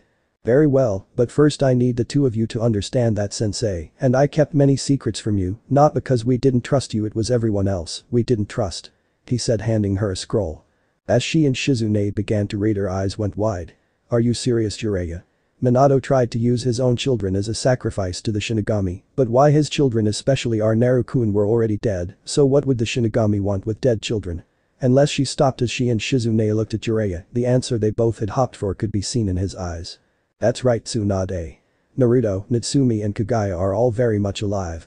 However, before the two of you blow a fuse, neither sensei nor myself sent those Anbu to tell you they died. That was Danzo and Homura's doing, and the only reasons we didn't tell you until now were because we were protecting you from them, and every time we found you, you both went off the grid less than 12 hours later. Do you have any idea how irritating it is trying to find someone that doesn't want to be found? He said, only to receive a tear-filled hug from both ladies. So, are they here with you? They asked, overjoyed to see Kagaya, Natsumi and their mutual fiancé. Indeed, they are in a shared hotel room in the next hotel. He replied as they tried to run him over to get to him. Wait. You don't know which room? I'll take you to him. Jiraiya led them to the room and opened the door and was about to usher them in until Tsunade pushed her way past him and immediately locked eyes with Kagaya. Hagu-chan. She and Shizune said with tears in their eyes, and with speed, no one knew they had both women embraced Kagaya in a tearful reunion. SHH. SHH. It's okay, Tsu-chan, Shizu-chan. Kagaya said. No, it's not. If only we hadn't believed those wrinkled old prunes, we could have been there for Naruto-kun and Natsumi-chan, but we weren't and he suffered for it, and I don't know if he will ever forgive us. Tsunade said. Well, Tsu-chan, Shizu-chan, why don't you turn around and ask him? Kagaya said. As she and Shizune turned around, as Naruto and one of his shadow clones planted a very long loving kiss on both Tsunade and Shizune, receiving a lustful moan from each woman. Does that answer your question, Tsu-chan, Shizu-chan? The two of you thought I was dead thanks to Homura and Danzo. I cannot now nor ever blame you for their stupidity. Now I believe my sister is waiting for her turn at a hug. He said as his sister threw him out of the way and did the same with her clones, only brought the two into a vice-like hug which the two older ladies gladly returned. Well, Tsunade, now that you and Shizune know the truth, will you return to Konoha or stay here wallowing in self-pity? Jiraiya asked. No, we are going home. Tsunade said. They all packed their things and made the return trip to Konoha. 5 hours later, a mile outside Konoha's west gate. Tsu-chan, what will you and Shizune-chan do when we get back to the village? Natsumi asked. Well, the old monkey will most likely ask me to be Hokage, and I will agree, that way I can be close to my Naruto-kun and keep the vultures away from him. She replied. Tsu-chan, there is something you and Jiraiya don't know. Hokage Jiji and Kaharuba-chan had their aging reversed by Akane-chan, so now they are back in their prime, so that is unlikely, at least for now. Naruto said. Wait, so those two are 10 years younger? She asked. Try 30 years younger. Akane said. I didn't know you could do that, Akane-chan. Tsunade said. Well, there is a lot of things demons can do you didn't know of, especially me as the 10-tailed vixen and the queen of foxes and future queen of demons. She replied. Wait, so you're the queen of foxes and future queen of demons, how does that work? Shizune asked. Quite simple, Naruto is king of demons by virtue of being Kagaya's son and a 10-tailed Kitsune himself, and when he marks me as his mate, I will be the queen of demons, as will Kakio, Shizune yourself, and anyone else he is engaged to. Akane replied with a grin. Just then they reached Konoha's gate and were confronted with Izumo and Katetsu, Konoha's eternal gate guardians. Jiraiya-sama, Tsunade-sama, you've returned. They asked excitedly. Indeed, I have, inform the Hokage to call a council meeting at once. She ordered. Yes ma'am. They replied while Madara and Midoriko headed for the Otsutsuki estate. Meanwhile, Tsunade, Jiraiya, Naruto, Natsumi arrived at the Hokage's office and saw Hiruzen and Kaharu sitting and drinking tea as Hiruzen's clones were doing his paperwork. Sensei. Kaharu. Tsunade exclaimed as she gave the two of them a hug. Ah, Tsunade-chan, Shizune-chan, you've returned. Hiruzen stated. Yes, Hokage-sama, we have Naruto-kun and Jiraiya-sama to thank for that. Shizune said. That is good news, I trust you'll be staying a while then. Kaharu said. Yes, I'm home for good. Tsunade replied. That's good, because after the Chunin exams I am appointing you as my successor. I may have had my aging reversed thanks to Akane-chan, but being Hokage has taken me away from my family for far too long, and I need to get back to being a grandfather and a father. He said. That is all well and good, Hiruzen, but I think you're putting the cart before the horse. Kaharu said. What do you mean? He asked. First you and I need to deal with Homura, Danzo and the civilian council. She replied. You're right, but first things first, Jiraiya, how strong is Naruto-kun? He asked. Let me put it this way, not even the 5 Kages and Hanzo the salamander combined could defeat him at full power. As is, due to a seal given to him by Yoruichi called the Gentei Kaiho, he only has access to 15% of his maximum power, but even that much used correctly could take down a high Anbu to low Kage level fighter without much effort. Jiraiya said. Unbelievable, he got that strong in 6 years. Kaharu said. Less. He got that strong in 5, and Natsumi-chan is not that far behind. Give her another 6 to 12 months, and she'll be his equal. We stopped their training early and decided to start the journey home. Naruto and Natsumi just used the last year to train and refine what they were taught to the max. Jiraiya said. Incredible, well, no time like the present. Naruto, Natsumi, I want you to take this note to Iruka Yamino and RM201, he'll understand. Hiruzen said. Okay Jiji, but one thing though. I suggest not pairing me with either Sasuke Uchiha, Nigi Hyuga, Kiba Inuzuka and Kakashi Hot Aki or they will die. He said with cold eyes as a shiver went down the spines of everyone present. I understand your feelings about them, but restrain yourself Naruto-kun, otherwise you'll make things difficult for us in the future. Wait until they do something against you, your loved ones or the village, then you can go nuts. His Jiji replied only to get a pout and disappointing nod from Naruto before he and his sister left.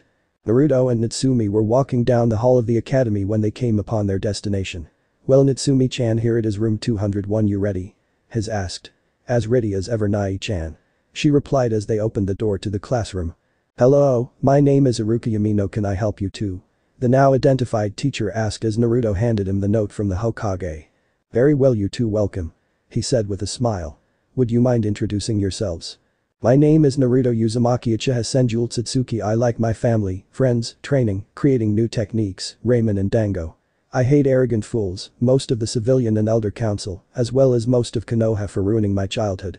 My name is Natsumi Uzumaki Uchiha Senjul Tsutsuki. My likes and dislikes are the same as my brother. They said. Naruto-kun. Ino, Hinata and Satomi Haika shouted as they launched themselves at Naruto for a group hug. Ino-chan, Hinata-chan, Satomi-chan, it's been a while, glad to know you didn't forget me. He said. We would never forget you Naruto-kun, we love you too much. Hinata said, snuggling into his chest. Yeah. You're our best friend and our fiancé, no way we'd ever forget about you. Ino said with Satomi nodding in agreement. Some of the male students glared at Naruto but kept their mouths shut, all except one. Hey. Get away from Hinata-chan, she's mine. The boy said. And who are you to say such things? Naruto asked. I'm Kiba Inuzuka, the only alpha male in the village, and Hinata is my woman, so get away from her. He yelled. Just as Naruto was about to respond to the insult levied against Hinata, she beat him to it. Kiba. I am not your woman and I will never be your woman. You are just a filthy mutt that doesn't know his place, stay away from me. Kiba and everyone else was shocked at Hinata's outburst, as they had never heard the kind timid girl be so rude before. Just as everyone had gotten over their shock, Sasuke decided to make his presence known. If you won't give Kiba a shot with you, how about me? You're strong enough to help me rebuild my clan. He said with an arrogant smirk. Sasuke team, if Hinata wouldn't give Kiba a shot, it's doubtful she would give an arrogant little snot like you one. Her sister Satomi said. You little insect. Sasuke screamed as he began going through hand signs. Fire style. Fireball jutsu. Everyone was shocked that he did that and just before the fireball hit its target, Naruto made his move. Bakudo, number 81 Danku. Naruto's smooth voice intoned. When the dust settled, all anyone saw was a clear shield between Sasuke, Hinata, Ino and Satomi. Ino-chan, Hinata-chan, Satomi-chan, are you okay? Naruto asked. We're fine Naruto-kun, but what is that? They asked. This is one of my defensive techniques called Danku. He replied. That power, why does a no-class loser like him have it? I'm an Uchiha elite, that power should be mine so I can kill my brother. I'll demand he teach me it and all his techniques. After all, such power belongs to me, an Uchiha elite, not some no-name clan-less loser. Sasuke thought. As Naruto helped Hinata up, Sasuke made his presence known. Hey dope. What was that jutsu you used? Sasuke demanded. Teach me now. It belongs to the Uchiha, as only an Uchiha can use a jutsu that powerful properly. He shouted as he reached for a kunai only to be kicked away by Naruto. What happened next shocked everyone. Bakudo, number 62 high up rankin.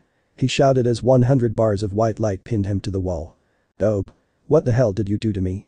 I demand you release me. Sasuke shouted. Silence. You ignorant little fool. Do you honestly believe your last name entitles you to everything you want? Ha. Ha. You're just as stupid as those little fangirls. Naruto shouted.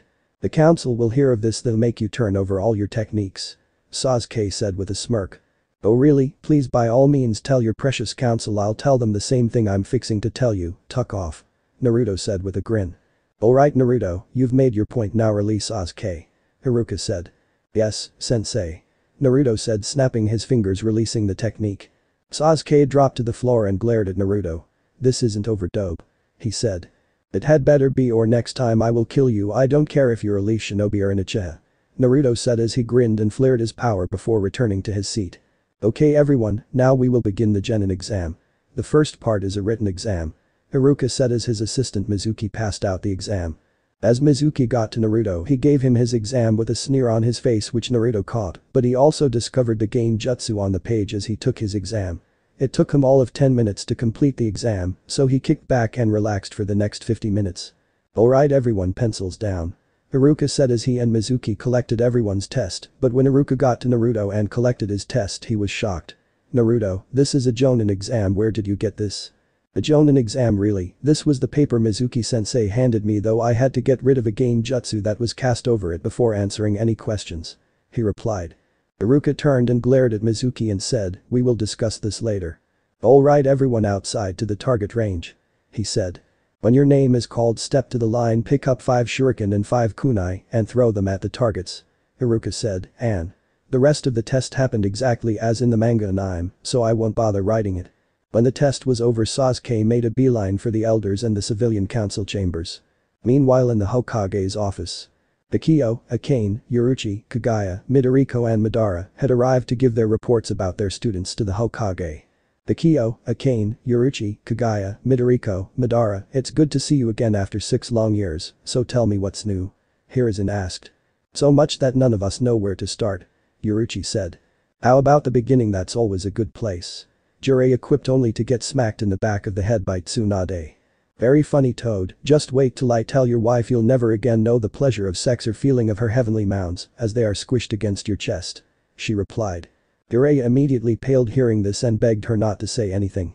Yoruichi grinned the Cheshire grin she was famous for and began giving her report, which being a goddess wasn't required as she didn't answer to him, but considering how her future husband considered him to be his grandfather and since she also respected him, she did so anyway. Well Hiruzen, since you already know about Naruto-kun's and Natsumi-chan's progress, telling you about it is a moot point. However, I will say due to their own ignorance, Taki is currently nothing more than a dust-filled crater. She said as Hiruzen and Kaharu paled. Explain now. He exclaimed.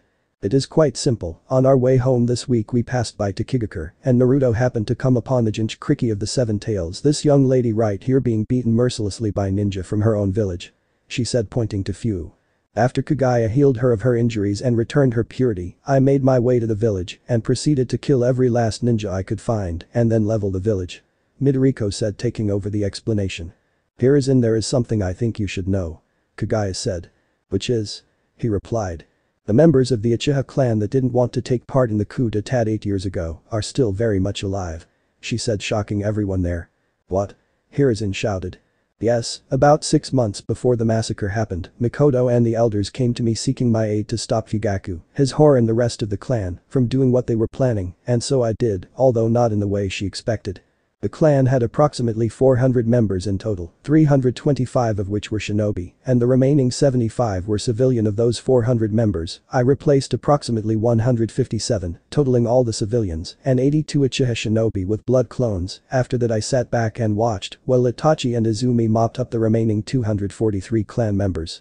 However, I harvested most of the Sharingan that were left for transplantation purposes, in case needed. Even Shisui Uchiha is still alive, as he used his abilities in Shunshin to get to Otsutsuki Manor before Danzo could steal both his eyes. Sadly he did get one, but that is no longer of any consequence. Kagaya said. So that many Uchiha are still alive, this is wonderful news, the council must be told. Kaharu said. No need, Danzo's little spy is already on his way to tell his master. No doubt the civilians will be told of the part I played in this deception and be screaming for my head. She replied. You mean Danzo managed to worm his way back into my office, eh? Well, I'll deal with him soon enough. When will the Uchiha clan return? He replied. During the Chunin exams, and you should know that Sasuke Uchiha is not the heir of the Uchiha clan, his stepbrother Itachi is. Apparently, Fugaku got a wild notion in his head that if he slept with the strongest female of the cadet branch, with him being this generation's strongest recorded male of the main branch, would produce the heir he always wanted, and Sasuke was the result. Mikoto and rest of the Uchiha want nothing to do with him, and when they return, he will be disowned because of his father's actions. You know, sins of the father and all that crap. Kagaya said, one more thing Hiruzen, from this day forth Naruto and Natsumi are the heirs of the Otsutsuki clan, with all the rights and privileges therein, and henceforth I will neither permit nor tolerate the civilians or elders sticking their noses into our clan affairs. To do so will invite their annihilation, present company accepted of course. She said looking at Hiruzen and Kaharu. Just then his office door flew open as everyone looked and saw an Anbu standing there. Hokage-sama, the council has called a meeting. He said then disappeared in a shunshin. But grief, this needs to stop. Tsunade, I want you, Kagaya, Kikyo, Akane, Yoruichi, Midoriko, Madara and Jiraiya to wait in the shadows in the council chamber. You will know when a time to make yourselves known. Hiruzen said getting up and walking to the council chamber with Kaharu following close behind. On their way Hiruzen snapped his fingers and summoned two Anbu. Nico, Bear you will inform Anko, Kurenai, Hana and Yakumo Kurama that their presence is requested in the council chambers and wait for Naruto outside of the tower to make sure he arrives unobstructed. Yes Hokage-sama. They said leaving. So Nico, must feel good to have Naruto-kun back. Bear said. Yes, it does, the first chance I get he is getting a big kiss from me. She replied. Meanwhile at Otsutsuki Manor. Naruto was laying in the grass in the backyard with three lovely young women next to him when his family returned to the touching scene and decided to leave them be. Ino was occupying his chest, Hinata had taken his right arm with her head on his shoulder, and Satomi had taken his left. Naruto-kun you are being summoned. Ino said. Naruto looked at his fence, and just behind it was a blank mask Anbu with a kanji for M Northeast on the front in the center. Otsutsuki, a council meeting has been called, you will come with me. The Anbu demanded. Two things, 1, I know where the council chambers are, I don't need an escort. And 2, I don't take orders from root scum. Tell your master my response word for word, I want him to know his days are numbered. He said going back to his ladies. Well sadly our time has come to an end. He said. What happened Naruto-kun? Satomi asked. I just had a visit from one of Danzo's ilk. A council meeting has been called, most likely because they now know I have returned or Sasuke went missing to them because I wouldn't give him my techniques. He replied. Or both. Ino said. Can we come with you?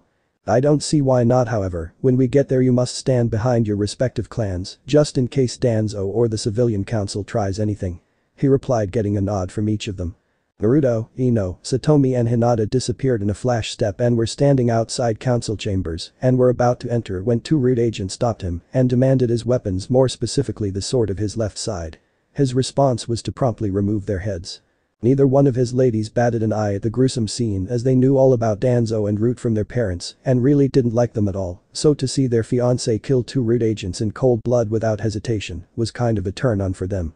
Just then Naruto kicked the council chamber doors off its hinges and announced himself. What the hell do you Tuckers want? Be silent demon, we are the council, we own you and you will show us proper respect. One fat councilman shouted only for Naruto to brutally kill him right then. The demon killed a member of the council. Anbu. Kill the creature before he kills us all. Another ignorant council member shouted. Then Root agents jumped out of the shadows and drew their weapons. Then much to the shock of the grinning and greedy civilian council members, a bright flash of white light occurred and the Root agents were sent through the air as after images of Naruto were seen beheading each one. And think Yoruichi's fight with Soifin during the Soul Society arc, it's the same technique. Just then Naruto appeared in front of the civilian council and immediately killed the last councilman that called him a demon and said, are you worthless bugs done wasting my time? If so, I'm going home. Actually Naruto, we called you here for two reasons. 1, some people wanted to say hello to you and 2, one Sasuke Uchiha has claimed that you stole Uchiha clan techniques from his clan library. But first, ladies, Hiruzen said. Naruto was tackled by Tsume, Hana, Yugao, Kurenai, Anko, Yakumo Kurama and Mibuyuki and Rose Haruno, giving him hugs and kisses and welcoming him home. Just then the yell of a councilman rang out throughout the room, Mibuyuki, Rose, what is the meaning of this? Remove yourself from that thing this instance. Be quiet. You were always a fool Arashi. There was a time that I loved you, but after the kyubi attacked 14 years ago you changed and shortly after started attacking Naruto-kun for no reason.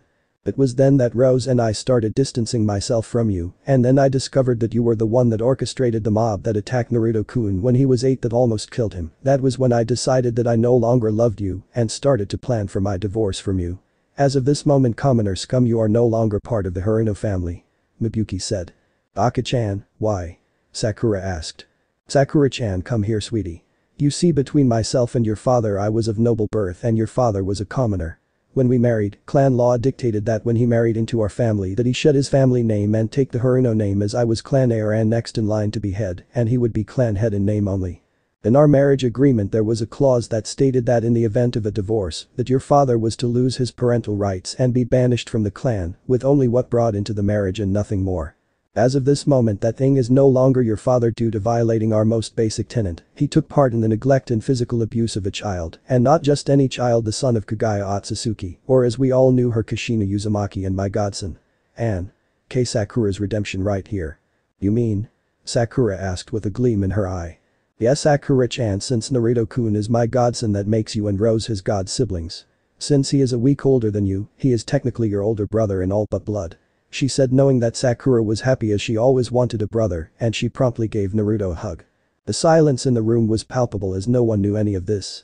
The shock came when the reveal of Naruto's mother came to light, as everyone knew who Kagaya Otsutsuki was. She was the mother of Chakra and a goddess, making Naruto a demigod and grandson of Amaterasu, or as everyone knew her, Kami.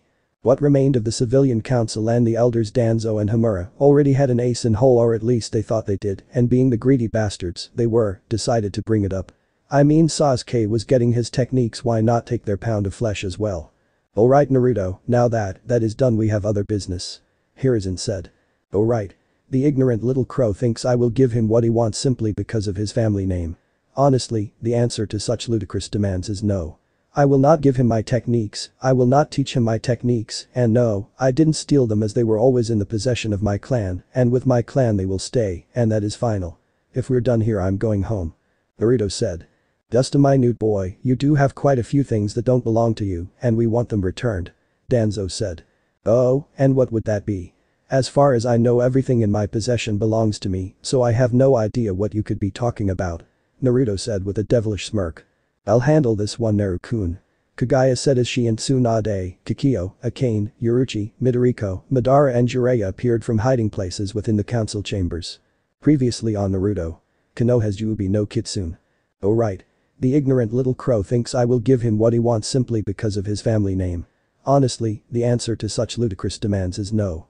I will not give him my techniques, I will not teach him my techniques, and no, I didn't steal them, as they were always in the possession of my clan, and with my clan they will stay, and that is final. If we're done here, I'm going home. Naruto said. Just a minute boy, you do have quite a few things that don't belong to you, and we want them returned. Danzo said. Oh, and what would that be? As far as I know everything in my possession belongs to me, so I have no idea what you could be talking about. Naruto said with a devilish smirk. I'll handle this one, Naru-kun. Kagaya said as she and Tsunade, Kikyo, Akane, Yoruichi, Midoriko, Madara and Jiraiya appeared from hiding places within the council chambers. Present. Just what does my son have that you claim belongs to you, Danzo? Kagaya asked. Before he died, your husband made an agreement with all of us that your estate and all monetary assets would become the property of Konoha for us to do with as we please, and we have the written agreements to prove it. Danzo said with an arrogant smirk. You mean these agreements? Kagaya said, producing a sealed scroll, noting the look of shock on the Warhick's face. Danzo, you and the rest of the idiots in this room failed to realize one very important thing. And that would be? He asked. Oh, nothing much, just the fact that since I was and always have been the head of the Otsutsuki clan, and Minato was the head only on paper, you are not entitled to anything. She said as she burned the scroll in her hand, destroying any proof of the documents the scroll contained. What have you done? One of the civilian councillors screamed. We needed that money for the civilians. Fool. Since none of you know clan laws, allow me to give you a crash course. My clan, the Otsutsuki, was the first shinobi clan of this world, as well as the progenitor of every Kekkei Genkai in existence. And in terms of noble status, we are higher than even the daimyo of Hai no Kuni, as is the branch clans under our banner, whereas the Namikaze is a very low-level noble clan. Compared to us, they are nothing more than commoners. When we married, he took my name instead of me taking his, therefore making him the head of the branch family, with no real authority beyond that, since the overall decisions on the direction the clan took in the present, as well as the future, still rested with me as the true head of the clan. When Minato made those agreements with you all, he not only challenged my rights and status as head of the clan, but also that of my children as my heirs. Were he not already dead, I would kill him myself. Kagaya said. Anbu? Kill this whore. A civilian council member shouted. As 3 Anbu made their move, the Hokage made his and killed the offending Anbu and civilian that gave the order. Hiruzen, what is the meaning of this? You just killed your own ninja. Hamura shouted. Wrong, and it's Hokage Sama to you. The ninja of this village answer to me and me alone. Any ninja that follows the orders of the civilian council is not one mine and will be killed on charges of treason, just as those three were. I am Hokage, my word is law. This is a ninja village and as such it is a dictatorship, not a democracy. Is that clear, Hamura? Hiruzen replied. Yes, Hokage-sama. He replied. But Hokage-sama, what about our agreements with Minato? As the agreements were not legal in the first place, they are null and void, he said. When he said this, the civilian half of the council erupted into chaos. Silence. Since Minato was not head of the main branch of the clan and just the head of the branch family, it was not legal under Konoha law for him to enter into any agreement with any of you on behalf of the clan, and the moment he did constituted as treason against the clan and against Konoha for such a gross violation of our laws. Each and every one of you knows the laws just as I do, and the moment you signed those agreements it was considered treasonous, and as such, I could have all of you executed right here. However, as I am merciful, I shall refrain. I did not, however, say that Tsunade couldn't punish you for your crimes against her. He said. Hiruzen, what crimes did we commit against Tsunade? Danzo asked. That's Hokage-sama to Danzo, but since we are on the subject, why don't I let Tsunade tell you herself? He said as everyone looked at the Slug Queen. Do you want to know what crimes you committed against me, do you? Well, 14 years ago on the night of October 10th, the day the kyubi attacked, you told me my fiancé was dead and then for 8 long years ensured I stayed away so you could beat him to near death when you were in the mood. She yelled as everyone now understood what she was referring to. What happened next shocked everyone as no one was expecting it. She immediately flared her kai and proceeded to give them 8 years of beatings Naruto endured back 100-fold. All anyone heard was the sound of flesh hitting flesh, bones cracking and blood splattering on the floor of the council chambers. When she was done with one session, she healed them and started again. This continued for what seemed like an eternity, but in actuality only 15 minutes had passed. Feel better, Haim? Naruto asked as he wrapped his arms around her from behind. Much. Was all she said as stood there enjoying the feeling of Naruto's strong arms wrapped around her. Danzo woke after being healed for the final time and glared at Kagaya, which she caught. Yes, Danzo, you look like you have something to say. She said, already knowing what he was thinking. Danzo looked at her with a smirk and said, why don't you tell everyone your part in the Uchiha massacre, as you are just as guilty as Itachi and Izumi for the events of that night. She looked at the Hokage and said, see, I told you he was listening. The Hokage and Kaharu just gave a mirthful chuckle, all the while shaking their heads. Danzo, you must mean the fact that I saved 157 members of the Uchiha clan and moved them outside the village and watched while Itachi and his sister Izumi disposed of the rest. Or the fact that they will be returning during the Chunin exams, or possibly the fact that Mikoto Uchiha, the current head of the Uchiha clan, is planning on disowning Sasuke because her bastard husband cheated on her with an Uchiha branch family whore. Tell me, Danzo, is that what you wanted to know? She replied. What? Sasuke-sama is our savior and you whore will be put to death for your part in this. Hamura exclaimed, only to come face to face with the point of Naruto's blade. No, she won't be, and if you threaten my mother again or anyone I care about for that matter, I will kill you. Naruto said as his eyes took on an ominous red glow. Jiji, can I go now? Yes, Naruto-kun, as the meeting is over you may go, but remember you have team assignments in 1 week, don't forget. He said. I won't forget, Jiji, see you later. Naruto said as he and his ladies made a beeline for the Otsutsuki estate. 1 week later. Naruto, Natsumi and Sakura walked into the academy classroom and immediately moved to sit next to their friends, shocking the members of Sasuke's fan club when Sakura didn't acknowledge him as they were too engrossed in the events that took place after the graduation exam a week prior. Flashback. The graduation exam ended and Naruto and Natsumi were made Shinobi and Kunoichi of the year, which didn't set well with the resident emo. What?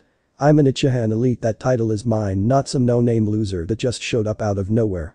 Sasuke shouted. Yeah. Same goes for me and the whore. One of Sasuke's fangirls shouted. Sorry you too, but Naruto and Natsumi just scored higher than you. Hiruka said with a smirk, taking pride in Sasuke's reaction to that bit of news. Not one to take no for an answer, Sasuke got up and before anyone could stop him flashed through hand signs and said, fire style. Fireball jutsu. With the attack aimed directly at Naruto and Natsumi, Naruto had to think fast and do the one thing he had hoped he wouldn't have to do, at least in front of Sasuke. He drew his sword and said, Akiro, Benahim, Chikasumi no Tate. Awakened, Crimson Princess, Blood Mist Shield, producing a crimson energy shield that had everyone mesmerized in shock and awe. Naruto. What is that? Hiruka asked. This blade is called a Zanpakuto, and this shield is a defensive technique produced by the blade that I can call upon when needed. Naruto said, dispelling the shield and sealing Benahim. What is a dope like him doing with such a blade? Only an uchiha should wield such power. I'll demand it from him and all his techniques so I can kill my brother and sister. Sasuke thought as he walked up to Naruto with his hand out. Something I can help you with, Yu-chan? Naruto asked with a grin. Yeah, you can give me that blade and all your techniques as they rightfully belong to an uchiha elite like me. Sasuke declared. Let me think, how about no? Naruto replied. Then I'll take them. Sasuke shouted and reached for the blade. As soon as his hand touched Benihem's hilt, a burst of energy came from the sword and cut his hand, causing him to leer back and scream in pain. Ah! What did you do to me? He screamed. Me? Why, I didn't do anything to you, that was all Benihem. You see, Benihem is a sentient sword and she can decide whom she allows to wield her, and she has deemed you unworthy. Besides, even if she deemed you worthy, and that is a pretty big if, you couldn't use her effectively anyway, as unlike me, you do not have the needed skills and training required to tap into Ryoku. Naruto replied. Naruto-kun, what is this Ryoku thingy? Ino asked. Ino-chan, Ryoku is the spiritual energy component of chakra and is a far more potent form of energy than chakra alone, allowing the wielder to perform techniques that makes the Hiraishin, a technique originally developed by the second Hokage and made infamous by the fourth due his use of it, look slow in comparison. Naruto said, shocking everyone, including oddly enough Sasuke and Kiba, into silence, considering both had a habit of shooting their mouths off. This isn't over, dope. I will go to the council with this and they'll make you give me what I want, count on it. An enraged Sasuke said. Nai-san, I thought you said you'd kill him if he did this again. Natsumi said. You're correct, I did. However, thinking back on it, I've realized that if I leave him alone, he'll most likely get himself killed before I could do anything. Besides, I gave Hokage Jiji my word that I personally wouldn't act unless he really tucked up, which he hasn't yet, but rest assured he will, and when he does, I will remove his head.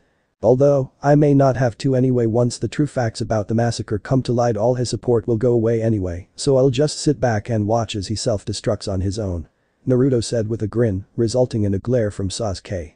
Flashback end. Iruka and Mizuki walked in and saw that everyone was in an uproar. Having hit enough, used his big head jutsu to shut everyone up. Be quiet. All of you. You are shinobi, not children, act like it.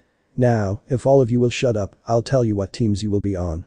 Teams 1 through 6 are unimportant. Team 7 is Sasuke Uchiha, Sai Shimura and Ami Ishikawa. Your Jimnin sensei is Kakashi Hatake.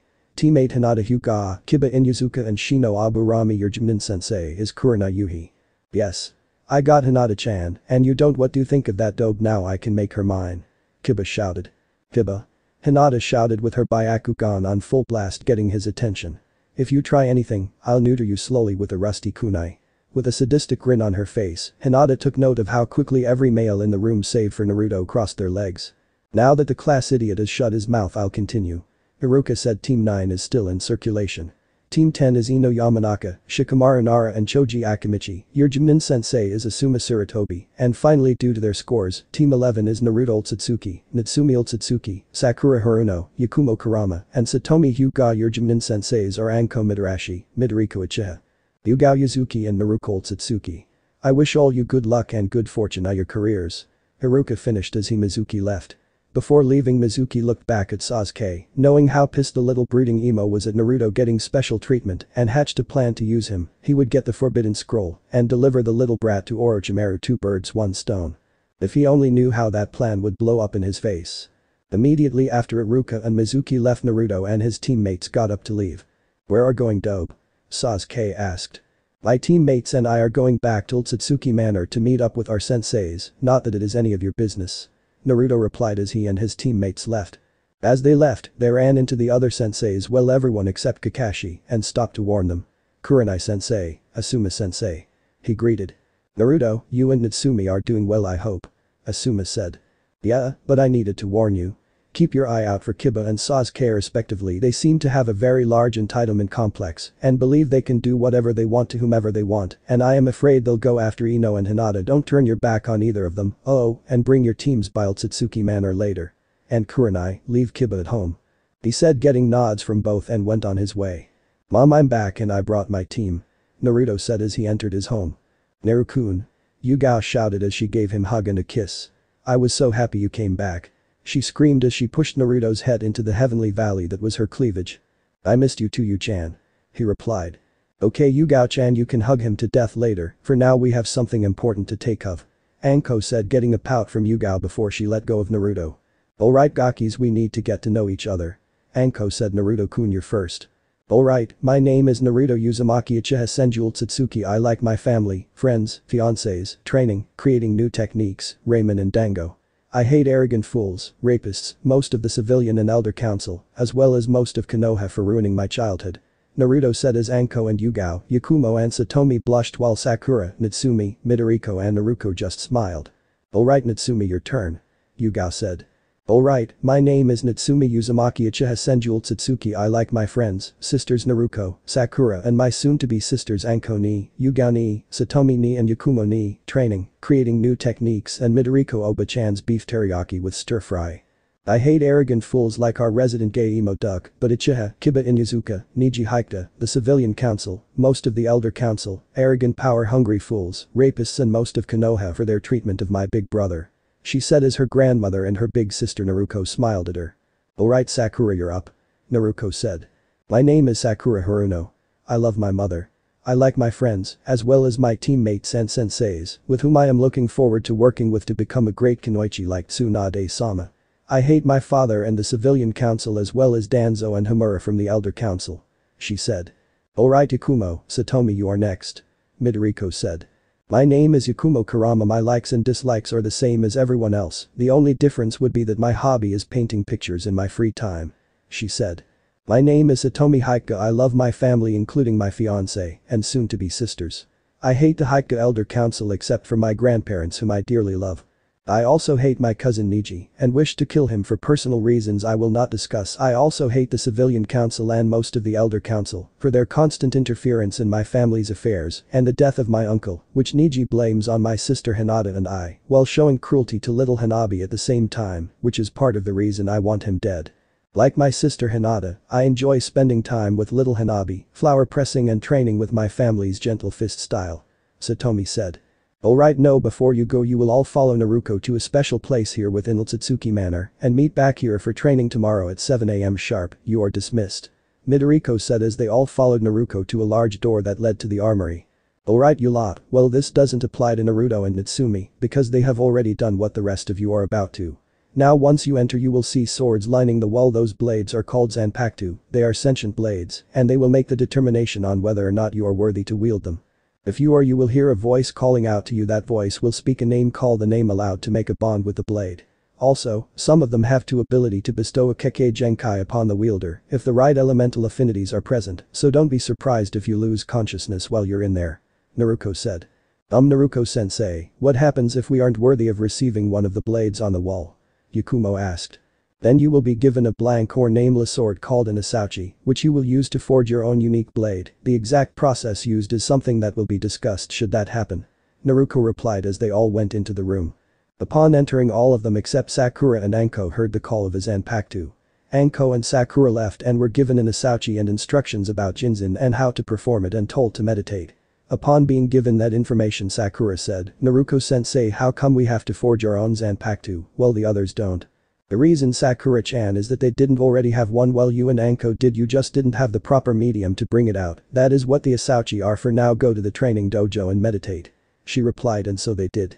A few minutes later the others came out holding their new blades. When asked what happened they told Naruto exactly what happened. Hinata received the Zanpakuto Sode no Shirayuki and due to the fact that she possessed both a water and wind affinity, she was given a Hyoten Kekkei Genkai, so using her new blade would be easier. However, she also received something else. When she awoke she saw 2 beautiful flower-like hairpins come towards her and then 6 cute little fairies poofed into existence and addressed themselves as the Shun Shun Rika. They told her that she was the reincarnation of their previous master Orihime Inoue, and while normally they would never allow her to have a Shinigami's blade because the blade in question was once wielded by a close friend of Orihime's and because she possessed qualities of the blade's former master as well, it wouldn't be an issue. Satomi a massive water affinity, so much so that it made the Nidaime Hokage look like a child in comparison. Because of this, she gained possession of the Zanpakuto Nijibana and a water-based Kekkei Genkai called Genshi Riktai Atsu or atmospheric hydro pressure, but due to the massive mouthful, she decided she would just hydro style and would practice in secret away from the Hyuga Elder Council. So as not to cause problems much like her sister Hinata would.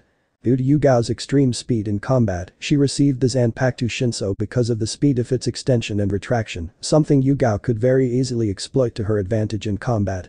Ikumo received the Zanpakuto Muramasa, and she didn't receive the Kekkei Genkai, mostly because she already had one. She could use Muramasa to manifest the instincts of her opponent and thereby cause them to fight against themselves, and because Muramasa killed and consumed the powers of the demon Ido dwelling deep within her soul, it gave her a new ability called Ikumu, no Michi or Nightmare Road, which would allow Yakumo to manifest the nightmares of her opponents to fight them, and considering her already extensive knowledge of Gain Jutsu, it just Muramasa's abilities all the more terrifying. When they were done explaining what happened and walked Anko and Sakura, and they explained the name of their Zanpakuto. Anko's was named Hibi no Jo. In its sealed form it was a single-bladed katana, but in Shikai, it became a dual-bladed katana and giving it the appearance of snake's fangs. The Shikai only had two abilities that were constantly active, one called Akuga or Poison Fang, which as the name suggests the blade was coated in an extremely fast-acting and lethal neurotoxin, and no strike meant instant death. The next ability was called Slither and gave Anko an increase in speed, increasing her already impressive speed and reflexes, and also gave her the Kekkei Genkai Swift Release to increase her speed even further. Sakura's was called Chikuk no Megami or Goddess of Earth due to her extremely high earth affinity, and its Shikai took the form of two gauntlets on her arms that gave her absolute of the earth around her. When she asked Chikuk no Megami about it, she was told the ability was always active and called Chikuk Major Earthbending. Sorry, couldn't resist. I love Avatar: The Last Airbender and Legend of Korra. After explanations were given, everyone went home for the day with their new blades and dared anyone to cause them problems. 2 weeks later. After 2 weeks of intense training, they were finally ready for a mission outside the village, and the Hokage agreed, and it couldn't have come at a better time. Ah, Team 11 perfect, just the team I was looking. I was actually getting ready to send for you. The Hokage said. What's wrong, Gigi? Naruto asked. Team 7 got themselves in jam, so I am sending you along with Team 8 to the Land of Waves. Midoriko, since you're senior, you will take charge as the on-scene commander with Naruto as your second when you arrive. He said. Hi, Hokage-sama. She replied. Gigi, who could give Kakashi a problem? Don't get me wrong, I hate the bastard's guts and have been looking for an excuse to kill him for weeks, but given his strength and status as an elite genin, I am curious. Naruto replied. According to the letter he sent it as Zob Uzumamachi with his apprentice. He replied. After those words were said, Naruto and Natsumi raced out of the room worried and angry. After 2 weeks of intense training, they were finally ready for a mission outside the village, and the Hokage agreed, and it couldn't have come at a better time. Ah, Team 11 perfect, just the team I was looking for. I was actually getting ready to send for you. The Hokage said. What's wrong, Gigi? Naruto asked. Team 7 got themselves in a jam, so I am sending you along with Team 8 to the Land of Waves. Midoriko, since you're senior, you will take charge as the on-scene commander with Naruto as your second when you arrive. He said. Hi, Hokage-sama. She replied. Gigi, who could give Kakashi a problem? Don't get me wrong, I hate the bastard's guts and have been looking for an excuse to kill him for weeks, but given his strength and status as an elite genin, I am curious. Naruto replied. According to the letter he sent it as Zob Uzumamachi with his apprentice. He replied. After those words were said, Naruto and Natsumi raced out of the room worried and angry. Present. What's wrong with those two? The Hokage asked. Naruto is afraid that Kakashi or Sasuke will kill Zob Uza or his apprentice Haku, both of whom are close friends of his, and Haku is his fiancé. Midoriko replied. Oh my. Well, you better go rein him in before he decides to turn all of Wave into a crater, and Kakashi and Sasuke along with it. Don't get me wrong, as much as I would love those two to die, I'm afraid right now it would do more harm than good. He replied as Midoriko and the others raced off to find their teammate. Just as they arrived back at Otsutsuki Manor, they find Naruto and Natsumi running out the front door with Kagaya hot on their heels. Naruto, Otsutsuki. You come back here, young man, we aren't finished talking yet. She yelled. Ah-chan, I got to go, otherwise that bastard Kakashi is gonna kill my friends. He shouted. Naruto. Don't shout at your mother, Haku and Zabuza are strong, there is no way they could be killed by Kakashi. Midoriko said. I'm not worried about them. He replied. Then who are you worried about? Anko asked. Mizu and Mizu, they're just chunin. They are no match for Kakashi. He'll kill them without a second thought if he finds out about their relationship with me. I can't let that happen, and I won't. Naruto exclaimed before running off again. Naruto, wait. Madara shouted after his nephew, only to be ignored. Naruto got to the village gate only to be met by the Hokage and Koharu. Naruto, you need to calm down and tell us what is you so upset. He said. Naruto told the Hokage and Koharu what the problem was and got a gentle nod before Koharu took over. By this time everyone else had caught up to him to listen in on the conversation. Listen to me, Naruto-kun, I know that you are worried about your friends, but you need to calm down and think. What is the one thing that all shinobi understand about the job? She asked. That death is always a possibility. He answered. Correct. She replied. Now, what three things will get a shinobi killed before they can so much as blink? Complacency. He replied. Correct again, but what else? She asked. Running headlong into a situation with having gathered all the facts. He replied. Correct again, you're on a roll now, one more. She said as the villagers that didn't hate Naruto gathered around the elders to listen to their teaching moment. Never allow your emotions to cloud your judgment. He said. Bingo kiddo, you got it. Now which of those three things do you think you're guilty of? She said. Naruto stood there for a moment to think before giving an answer and said, probably all three. Correct again, kiddo. His grandmother said, taking over the conversation, listen to me, Naru-kun, you were about to do something that could have most likely gotten you injured or worse, and I don't want to bury my grandson. I love you too much to let you go off and get yourself killed over a vendetta. We trained you better than that. I understand that you're worried, but worrying will not help accomplish anything. Before you say that I shouldn't be worried that you're stronger than Kakashi, believe me, I know that all too well, but you need to remember, no matter how strong you are or experienced you are, there will always be someone better. That said, remember this, Kakashi was in Anbu for many years, not to mention he has the Sharingan, as much as I am loath to admit, so he will probably be one of your biggest threats, so no matter how strong you are, this is a game that requires extreme caution on your part and Natsumi that goes double for you, understand? She said. Yes, Grandma, we understand. The twins replied. Good, now let's go to Wave, save the morons and hopefully save your friends too. She said. Hi. The twins shouted. After that the twins, their teammates and senseis left Konoha and headed for Wave as fast as they could. Time skipped 3.5 hours later. It had been 3.5 hours since Team 11 left Konoha 4 and they were at the half point, and while they could have gotten there in a single jump using flash step, they decided against it, deciding to save energy, just in case the worst happened. Man, we should have just gone straight there, Natsumi, we could have done it, you know. Naruto said. Yeah, I know, but the rest of our teammates don't have our proficiency with Shunpo yet and we would have left them behind. Besides, you're the one that wanted to conserve energy. Natsumi replied, sticking out her tongue at her older brother in defiance. Oh, shut up, Naruto started but stopped mid-sentence, seeing something in the distance. What is it, Naranai? Natsumi asked. I don't know, I see something in the distance that looks like. Oh no, GLZU. Maizu. Naruto shouted, running as fast as he could towards his fallen friends. As soon as he arrived, he began shaking them and checking them over. Maizu nai, speak to me, say something, are you okay? He asked frantically. Ah. Naruto, I know that you're happy to see us, but get off, we're injured and you're heavy. Maizu replied. Sorry, but Natsumi and I were worried about you too. How's Gumzu? Naruto replied. I know, kid. Those bastard Sharingan users worked us over pretty good, if we don't get medical attention soon, we won't make it. Maizu replied as Natsumi and Naruto gave their big brother in all but blood a gentle hug, which he returned with as much strength as he could. Then Natsumi asked with tears in her eyes, Grandma, is there anything you can do?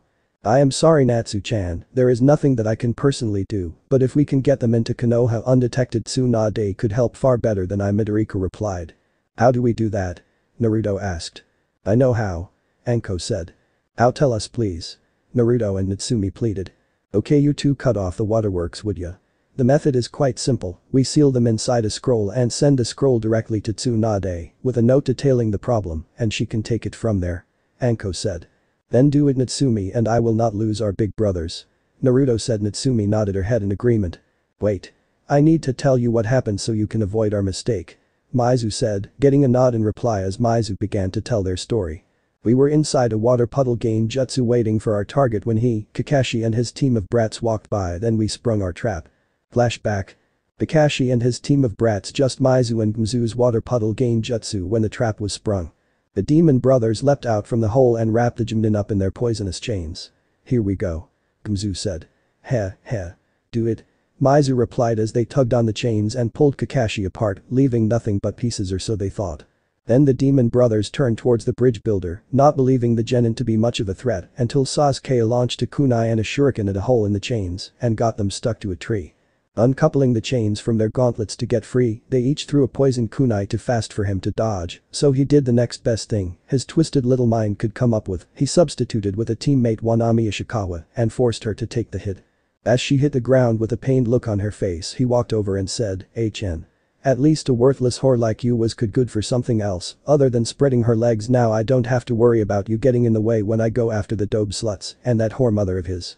And his bis of a sister, they should all be honored to help me restore the great Uchiha clan to its former glory.